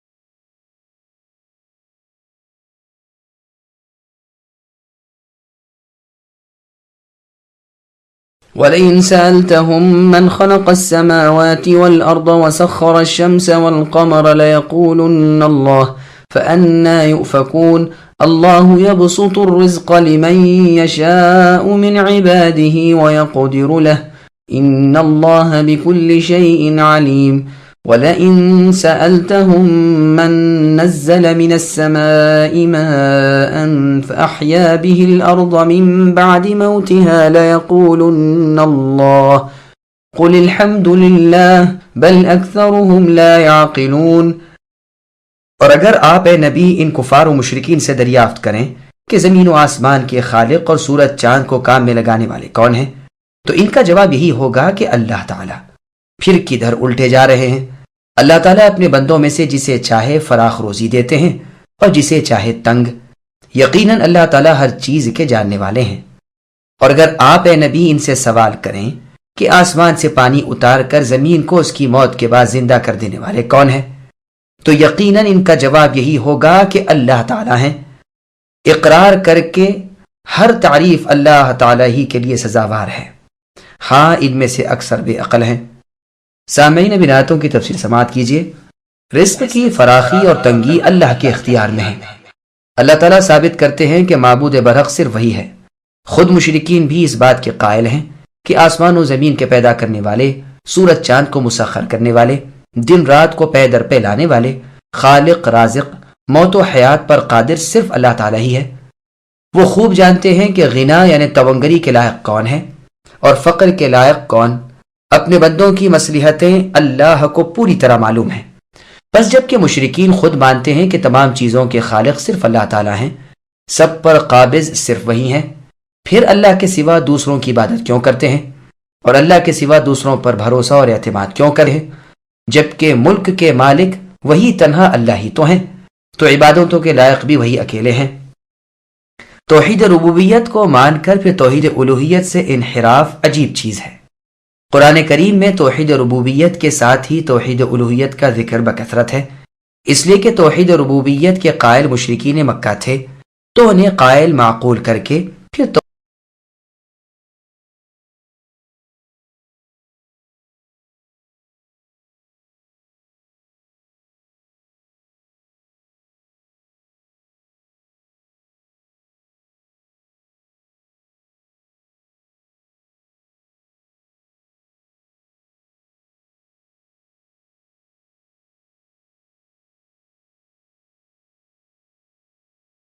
وما هذه الحياة الدنيا إلا لهو ولعب وإن الدار الآخرة لهي الحيوان لو كانوا يعلمون فإذا ركبوا في الفلك دعوا الله مخلصين له الدين فلما نجاهم إلى البر إذا هم يشركون ليكفروا بما آتيناهم وليتمتعوا فسوف يعلمون. اور دنیا کی یہ زندگانی تو محض کھیل تماشا ہے، البتہ سچی زندگی تو آخرت کا گھر ہے اگر یہ جانتے ہوں۔ یہ لوگ جب کشتیوں میں سوار ہوتے ہیں تب تو اللہ تعالیٰ ہی کو پکارتے ہیں اللہ کے لیے عبادت کو خالص کر کے، پھر جب اللہ تعالیٰ انہیں خشکی کی طرف بچا لاتے ہیں تو اسی وقت شرک کرنے لگتے ہیں، ہماری دی ہوئی نعمتوں سے مکرتے ہیں اور برتتے رہیں، ابھی ابھی پتہ چل جائے گا۔ سامعین اب ان آیتوں کی تفسیر سماعت کیجیے۔ مشرکین بوقت مصیبت اللہ تعالیٰ کو پکارتے تھے۔ دنیا کی حقارت و ذلت، اس کے زوال و فنا کا ذکر ہو رہا ہے کہ اسے کوئی دوام نہیں، اس کا کوئی ثبات نہیں، یہ تو صرف لہو لعب کھیل تماشا ہے۔ آخرت کے گھر اور وہاں کی زندگی ہمیشگی والی اور باقی رہنے والی ہے، وہ زوال و فنا سے، قلت و ذلت سے دور ہے۔ اگر انہیں علم ہوتا تو اس بقا والی چیز پر فانی چیز یعنی دنیا کو ترجیح نہ دیتے۔ پھر فرمایا کہ مشرکین بے کسی اور بے بسی کے وقت تو اللہ تعالیٰ اللہ وحدہ لا شریک لہ کو ہی پکارنے لگتے ہیں، پھر مصیبت کے ہٹ جانے اور مشکل کے ٹل جانے کے بعد اللہ کے ساتھ دوسروں کا نام کیوں لیتے ہیں؟ جیسے اللہ تعالیٰ نے سورہ بنی اسرائیل کی آیت نمبر 66 میں فرمایا وَإِذَا مَسَّكُمُ الضُّرُّ فِي الْبَحْرِ الآیہ، یعنی جب سمندر میں مشکل میں پھنستے ہیں اس وقت اللہ تعالیٰ کے سوا سب کو بھول جاتے ہیں، اور جب وہاں سے نجات پا کر خشکی میں آ جاتے ہیں تو فوراً ہی منہ پھیر لیتے ہیں اور اللہ کے شریک بنانے لگ جاتے ہیں۔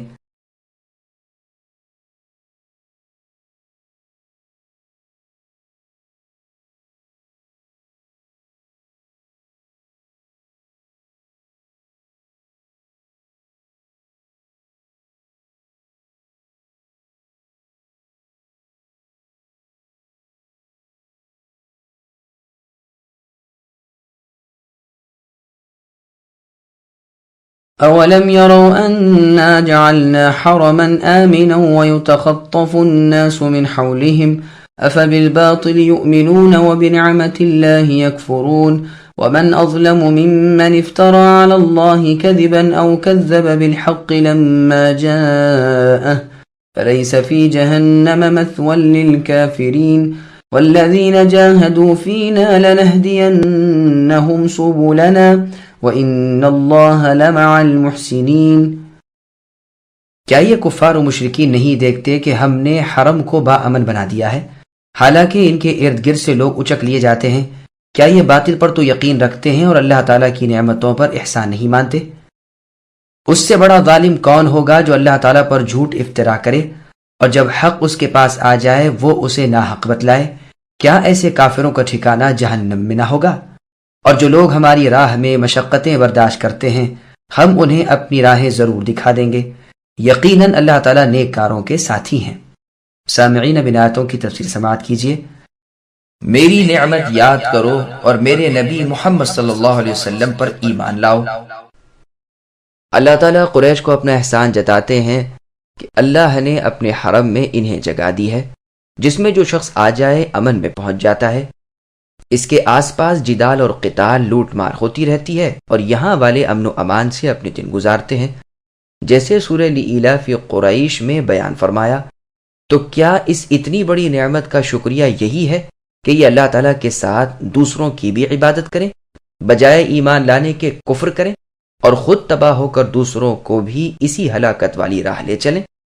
انہیں تو یہ چاہیے تھا کہ رب واحد اللہ کی عبادت میں سب سے بڑے ہوئے رہیں، نبی آخر الزمان محمد صلی اللہ علیہ وسلم کے پورے اور سچے طرفدار رہیں، لیکن انہوں نے اس کے برعکس اللہ تعالیٰ کے ساتھ شرک و کفر کرنا اور نبی اکرم صلی اللہ علیہ وسلم کو جھٹلانا اور ایذا پہنچانا شروع کر رکھا ہے۔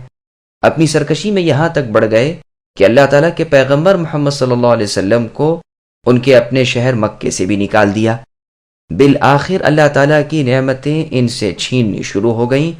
بدر کے دن ان کفار و مشرکین کے بڑے بری طرح قتل ہوئے، پھر اللہ تعالیٰ نے اپنے نبی کریم صلی اللہ علیہ وسلم کے ہاتھوں پر مکے کو فتح کیا اور انہیں یعنی کفار و مشرکین کو ذلیل و پست کیا۔ اس سے بڑھ کر ظالم کوئی نہیں جو اللہ تعالیٰ پر جھوٹ باندھے، وحی آتی نہ ہو اور کہہ دے کہ میری طرف وحی کی جاتی ہے، اور اس سے بھی بڑھ کر ظالم کوئی نہیں جو اللہ تعالیٰ کی سچی وحی کو اور حق کو جھٹلائے اور باوجود حق پہنچنے کے تکذیب پر کمر بستہ رہے۔ ایسے مفتری اور مکذب لوگ کافر ہیں اور ان کا ٹھکانہ جہنم ہے۔ راہ رب میں مشقت کرنے والے سے مراد رسول اللہ صلی اللہ علیہ وسلم اور آپ کے اصحاب رضوان اللہ علیہم اجمعین اور آپ کے تابع فرمان لوگ ہیں جو قیامت تک ہوں گے۔ اللہ تعالیٰ فرماتے ہیں کہ ہم ان کوشش اور جستجو کرنے والوں کی رہنمائی کریں گے، دنیا اور دین میں انہیں راستے دکھاتے رہیں گے۔ ابو احمد عباس حمدانی رحمہ اللہ فرماتے ہیں مراد یہ ہے کہ جو لوگ اپنے علم پر عمل کرتے ہیں اللہ تعالیٰ انہیں ان امور میں بھی ہدایت دیتے ہیں جو ان کے علم میں نہیں ہوتے۔ ابو سلیمان الدارانی رحمہ اللہ سے جب یہ ذکر کیا جاتا ہے تو آپ فرماتے ہیں کہ جس کے دل میں کوئی بات پیدا ہو گو وہ بھلی بات ہو، تاہم اسے اس پر عمل نہ کرنا چاہیے جب تک قرآن و حدیث سے وہ بات ثابت نہ ہو۔ جب ثابت